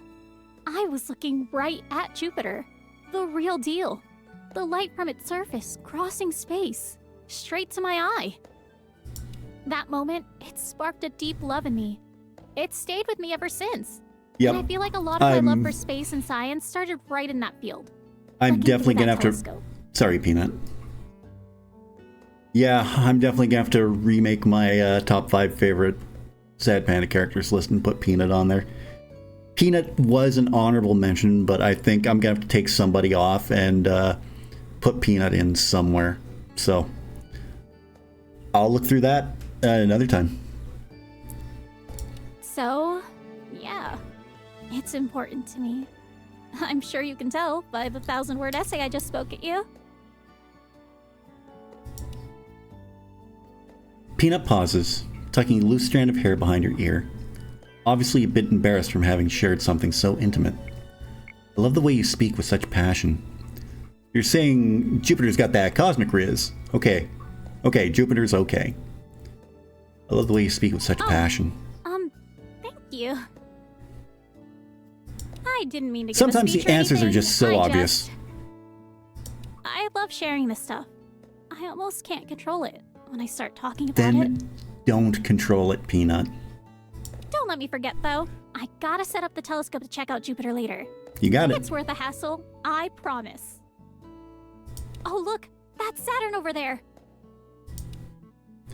The sky darkens more, bringing with it more and more twinkling lights. The 2 of you spend the next while talking about constellations, comets, and planets. Peanut is obviously deeply happy to tell you every name and every interesting fact she could pull out of her brain. You need only point to something, and she has 100 things to tell you. The 2 of you laugh and chat, the sounds of your voices barely a whisper above the swoosh of the ocean, breaking against the shore. Oh, please tell me it's not over yet. Peanut is staring dreamily at you, listening to you describe some of your memories stargazing, when suddenly her eyes light up. There! I just saw a shooting star! It's starting! Here, lay back! Peanut pushes you over, then looks a bit startled by how much force she used. Oh, whoops. My bad. Do not apologize, Peanut. She quickly lays down right next to you, her hips touching yours, and points up. Okay, the shooting stars are up there, in case you get confused. Yeah. She turns and looks up, wonder and anticipation dancing across her face. Watch the stars. Hold her hand. Hold her hand. Hold her fucking hand. Sorry, I got a little over emotional there. You reach over and hold Peanut's hand. You reach over. I am so flustered right now. You reach over and hold Peanut's hand without looking at her. In your peripheral vision, you see her look back to you in surprise. Then she smiles, and her hand links with yours. Time slips away. Shooting stars streak across the sky, sometimes bursting with glistening fragments as they strike the atmosphere. Peanut doesn't say much for a while. Mostly she points and gasps whenever a particularly magnificent meteor streaks by. For a while, this is your entire world. At some point, Peanut props herself up on her side, so she can look into your eyes. She is laying directly against your side. She smiles, her eyes searching yours. She looks to your lips, your chin. You can tell she is taking it all in. Hey, that rhymed. She gets a slightly more serious, dreamy look. Her blinks seem to slow, and the way she softly licks her lips before she speaks stirs something in you. May I ask you something? Something sorta serious? Yes. I think I know what you want to ask, and maybe you shouldn't. Only if I can ask you one back. Yes. Cool. I don't know why I feel like I have to ask before I ask a question. That's just Peanut. I actually got a couple. But I'll start with... Okay. Do you like me? Do you even... I mean, like me. I want to be sure. Yes. I'm not sure. I don't think that way. I want to discover it. I'm enjoying this, but yes. That's really good. And that was a weird way to reply. Really good? No, it was perfect. Definitely not a poet over here. I'll ask my next question. Are you seeing anyone? I'm seeing a lot of ones. Wait, that didn't come out right. I mean, obviously you're seeing people. That's not what I mean. What I meant to ask is there room for me in your life? Absolutely. Is it okay if would you be into maybe... Yes, it would be okay, and I would be into it. I have a lot going on in my life. I don't want to hurt. Kiss her! Kiss her! You move towards Peanut, indicating your desire.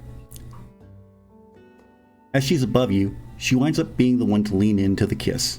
Her hair falls softly into your face. Her kiss is soft and tender. She bites your lower lip with hers and softly sucks it. Oh! Your tongues touch gingerly for a few moments. When she stops, her face is red with breathless delight. Yeah, me too. Peanut lays back down. For a short while, she returns to looking at the shooting stars. You can sense she has a nervous energy. She fidgets, and you hear her take several deep breaths to calm herself. You have the sense that she wants to make a move on you. Let her make her move. Distract her with something else. Let her make her move. You clear your throat and ask her what's on her mind. The sound of your voice startles her, and she quickly gets up to her knees. On her knees. It's really silly. No, it's not. I've been thinking a bunch about how we met. About why we met. It was kismet. For the last few weeks, the memory brought me so much anxiety and embarrassment. And while I'm still intensely sorry for what happened, I also think... I forgave you a long time ago. I'm also intensely happy we met. Me too. And had a reason to hang out so much. It's like the world's biggest silver lining. Mm-hmm. At least to me. And I was thinking, the stuff I was working on, what I needed your watch for, it's really dear to me. Like, basically, the more you see and know about it, the more you know me. I'd love to tell you about it, if you want. More of me. Okay. Please tell me. My work is on general relativity, the study of gravity. E equals MC squared. Peanut blushes, getting a slightly flustered look. but she gestures for you to sit up so she can lay down. I'd like to demonstrate what I'm working on right now. Do you know much about gravity? Not much beyond the whole falling down thing. I know it has to do with attraction of heavenly bodies. Force of attraction generated by mass, right? Yes. Well, also no. Oh, okay. We definitely call it and treat it like a force. But the actual mechanics of gravity don't work the way most people think. Whoa!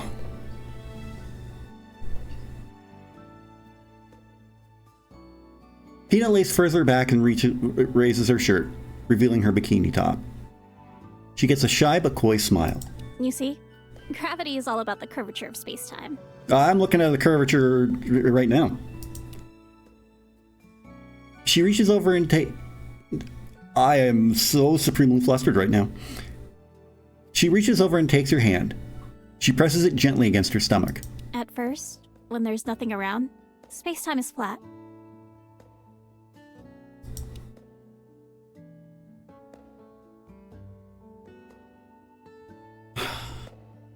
Peanut guides your hand over her stomach, your fingertips gliding over the soft, invisible hairs around her belly button. When you move through this kind of space, it's not very exciting. You just sort of go wherever you're aiming at. But introduce a little gravity. Peanut brings your fingertips up her ribs, just shy of her. And wow! Space-time starts to get more interesting.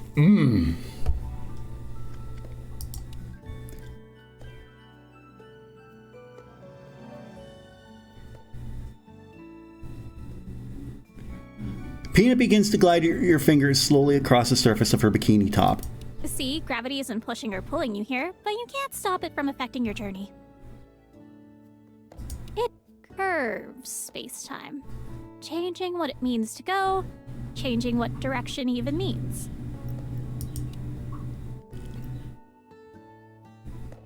She glides her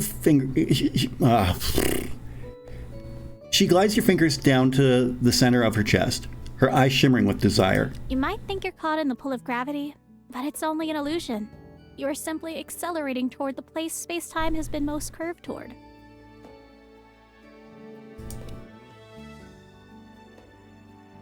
Peanut glides your fingers back up, following the bikini. She traces a gentle circle around the fabric, her eyes dancing with glee and desire. All the stuff of the universe. All of the stars and planets and dust. All of it curving. All of it drawing together. And when enough of that stuff has been drawn together,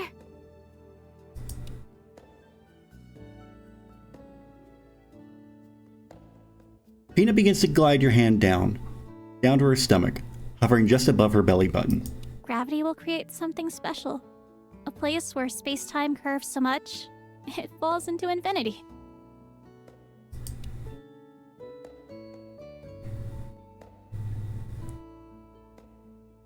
Peanut gently presses the tip of your finger into her belly button. Ew. Her fingers flush, her cheeks flush an intense red, and she smiles with embarrassed pleasure. And that is gravity's magic.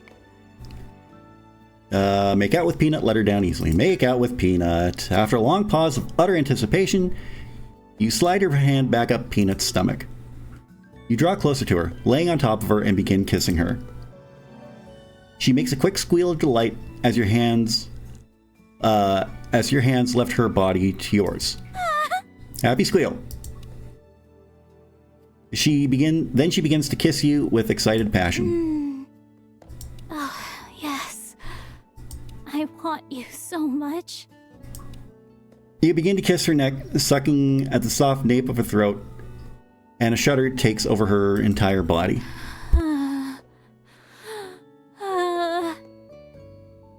Oh, wow.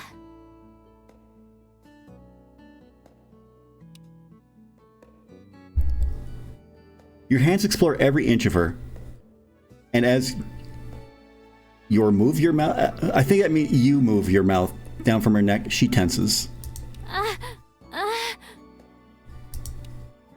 After pausing a moment, overwhelmed, her body relaxes once more. Without a word, she pulls you down on top of her. Her eyes have an intense hunger for you. The two of you roll together on the blanket, your bodies naturally positioning for what might come next. Suddenly you hear a voice scream behind you. The sound fills you with dread for which there is no name. Freeze! Officer Whoa, Fumi! what the hell? SPD! I'm gonna need to take a cold shower after that. Holy shit. What are you perverted hooligans doing on my beach? Public indecency? Oh, your naked asses are mine. We're not naked yet. Peanut looks at you in abject fear. Run! I'll distract her. Run away. Oh my god, seriously? But Peanut does as you say, grabbing her stuff and taking off in the opposite direction of Fumi's voice. You pause for just a moment, allowing Fumi to get eyes on you. Aha! There you are. All too easy. You take off for the water, with Fumi hot on your heels. That's right. Run. Makes it more fun for me. You make it into the surf and swim away as fast as you possibly can. Hey, my buff went up too. Fumi stops on the shore and laughs. If you think you've escaped me, think again. Fumi turns into a boat. I will find you. No, you won't.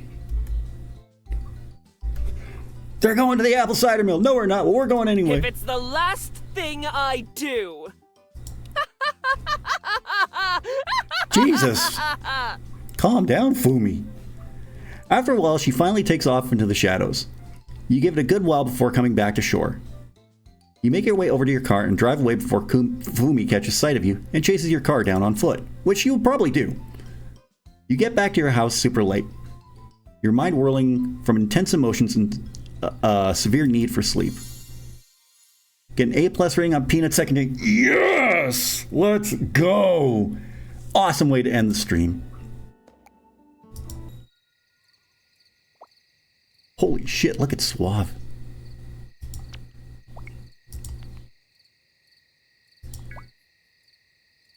Quill demands you flick a piece of string around for a little while so she can catch it and be productive. You oblige, and she kisses you on the cheek as thanks. Aww. Best thanks ever.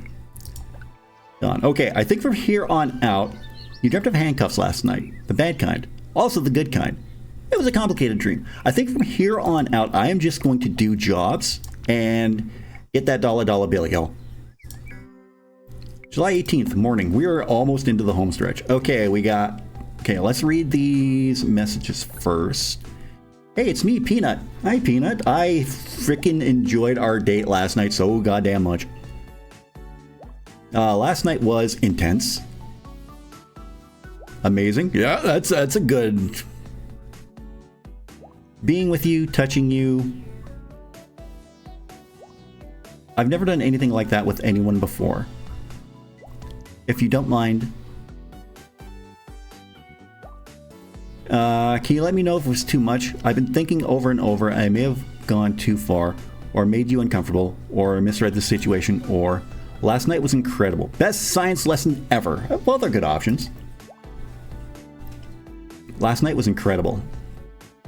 Oh wow, yes, I kept thinking about you all night. I could barely sleep. I got really excited. Really excited. Is that TMI? Probably not, right? We've upgraded our TMI tolerance. Even though our evening was, let's say, interrupted, afterwards I couldn't stop thinking about you. Like, I don't still remember how I got home. I may have just floated there on a cloud. Think about the way you kissed me, the way you felt against me. It was like a dream. I hope we can do that again. Maybe more? More is what I was thinking.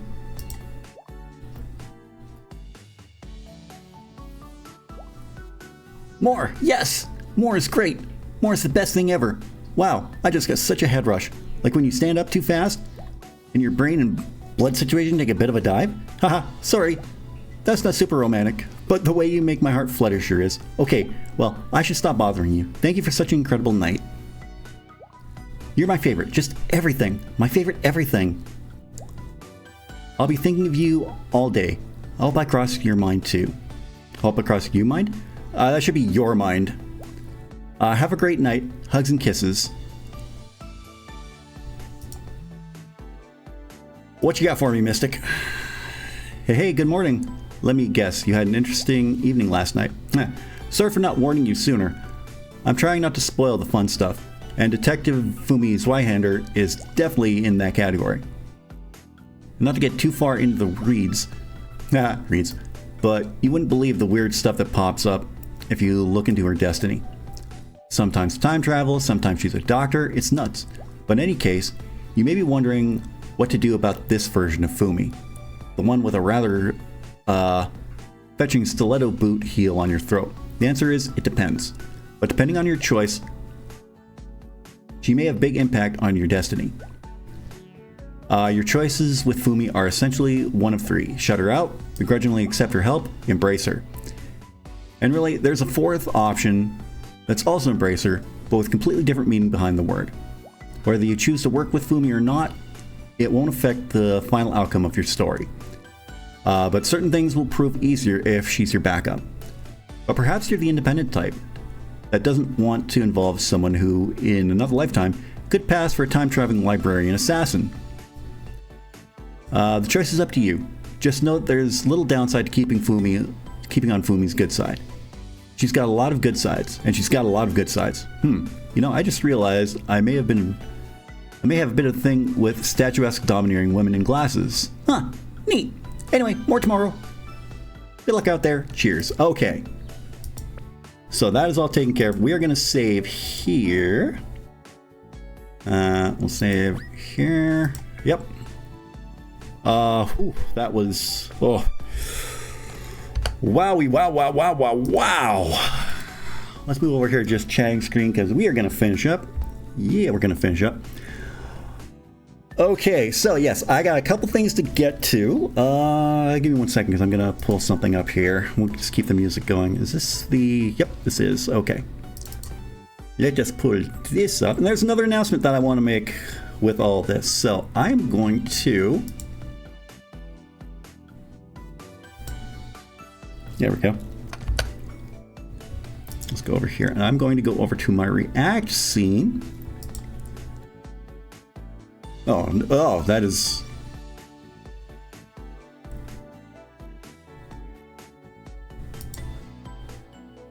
Okay, let's just get that out of the way first. Let's wait till it pops up. Okay, so here is my schedule for this week. So you can cross off 0529, that's today. Tomorrow, I'm going to be playing Dead by Daylight. It is Fright Day, so we're going to be playing Dead by Daylight, but that stream will be at 11 a.m. All these times are MST, Mountain Standard Time, as it says at the bottom there. So that stream will only be 2 hours because at 2 o'clock tomorrow, I'm heading out of town because I have a show with BEW on Saturday, and I got to spend the night at the promoter's place. I'm probably spending the weekend there. I don't know yet. So there will be no stream Saturday morning, because we'll be setting up Saturday morning for the show. And then I'm probably going back to his place Saturday night. So there might not be a stream. That's why I put a question mark over Sunday's stream. So there may be a stream. There may not be a stream. I don't know yet. I will let you know on Saturday night if there'll be a stream or not. So let's get out of here. Now let's go back to the just chatting screen, and I've got another announcement to make, is that the Level 1 Lounge is returning. Agent Maverick and I are going to be live reacting to Summer Game Fest next Friday. So there will be no stream on the, I think it's the 9th or the 6th. I don't remember. Let me check my schedule. Let me check the calendar. Okay, it'll be on the 6th, so there will be no stream on June 6th. So, on here, on my Twitch channel. But we will be streaming over on the Level 1 Lounge YouTube channel. So I will have all the links for that. So you can join us over there. And this is our first episode in months, and I cannot wait to get back into... It's been so long, so much drama has gone on. I'm not going to talk about it here because this is not the place for me to air my dirty laundry. This is a place for me to have fun, play video games with you guys, and just chill and relax and have fun and cry a little bit over some things. But again, like I said, not the place to talk about it. I don't think... I'm sure I'll talk about it at some point, but it's not here. I may make a video about it on my YouTube channel. I don't know yet, but we'll see. It's not worth talking about, but we'll keep it internal for now. But anyway, yes, the Level 1 Lounge is returning. Hopefully we're going to be returning to weekly podcasts as well, but we'll see what happens. I put in the request to co-stream Summer Games Fest for Level 1 Lounge, so I did that last night. And I'm thinking right now, because June is my birth month, and my birthday actually falls, my actual birthday, June 28th, actually falls on a Saturday, and that's a normal streaming day for me. So I'm thinking maybe if I find the right game, I'm thinking a 12-hour birthday stream on the 28th. Nothing confirmed yet. Nothing confirmed yet. Let me see what's going on. Make sure I don't suddenly get a wrestling event going on my birthday, which would be, I would love that if there was a wrestling event. I mean, technically there is, but it's a WWE event, but it's happening in Saudi Arabia, and I don't watch the Saudi Arabia shows out of principle. But that's neither here nor there. But if my promoter says, hey, we got a show on the 28th of June, you available? I'll say yes. Spend my birthday at a wrestling show with people I love. I see no downsides. Or I stream the entire day. Again, I see no downsides to this. So either way, I'll have more about that in the weeks to come. So just a reminder, tomorrow, starting early. Saturday, no stream. Sunday, probably no stream, but I'll let you know. Level 1 Lounge is returning, and maybe a 12-hour stream for my birthday. We'll see what goes on. So yeah. So before we round out this stream, there are all my socials. You can go follow me on there one more time. I now have a Discord. You can join the Bandit right there. I got to sneeze. Hold on.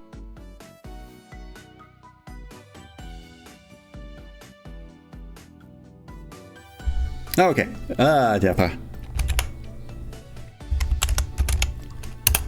You can get your Irish Bandit merchandise from that link right there, and if you use the code SPRINGFLING at checkout, you can save 40% off your entire order. That ends this Saturday, so get your orders in now if you want to save 40%.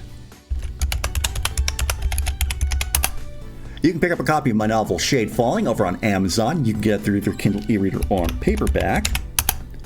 You can buy me a coffee. You can subscribe to my YouTube channel. I upload videos every Monday, Friday, Saturday, and Sunday. Monday, I'm playing the Doki Doki Literature Club mod Monica Before Story. Fridays, I'm playing the original Final Fantasy VII. Saturdays and Sundays, I upload VODs of past Twitch streams. So if you ever miss a stream, they will be up there. And last but not least, I'm an official affiliate with Streamily, where you can get autographs from some of your favorite celebrities. If you're a fan of Final Fantasy VII Remake and Rebirth like myself, John Eric Bentley, who voices Barrett, Erica Lindbeck, who voices Jessie, and Brianna White, who voices Aerith, are all on Streamily. Erica Lindbeck, also the voice of Luna, one of my favorite YouTube shows in Hell of a Boss. You can get her autograph there. They have pre-signed autographs. They have autographs that they sign live on stream, and you can watch as some of your favorite celebrities sign autographs. So use that link. Let them know I sent you, and I get a little bit of the commission. So be sure to use that link. All right, we are going to go raid into somebody. Find me somebody to raid. Find me somebody to raid. We got lots to choose from. Can we let's see if can we raid into him? If not, we can't raid into him. Okay. All right, well, we have raided into Heather for a while, so let's go raid into...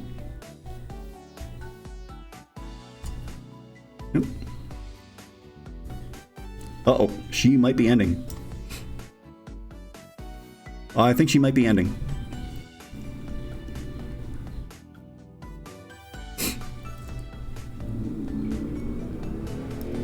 Give me 1 second here. Oh, yeah, I think she might be ending. Okay, so we won't be raiding into... Okay, we won't be raiding into Heather. Alright, well, when all else fails, let's raid into Queen City Q. Lovely member of the Soka community. Wonderful human being. And they are playing Portal 2. Part 2, baby!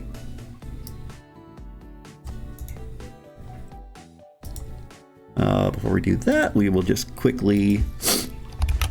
Oh, that last sneeze did me in.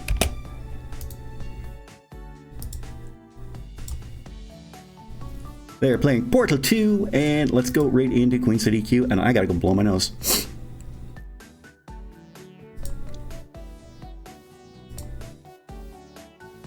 Okay, the raid has started, so stick around and we will go say hello to Queen City Q. Until tomorrow, I've been the Bandit, you have been awesome. Thank you for joining me here today, and I will see you again tomorrow for Dead by Daylight. Have a great rest of your day, and take care out there.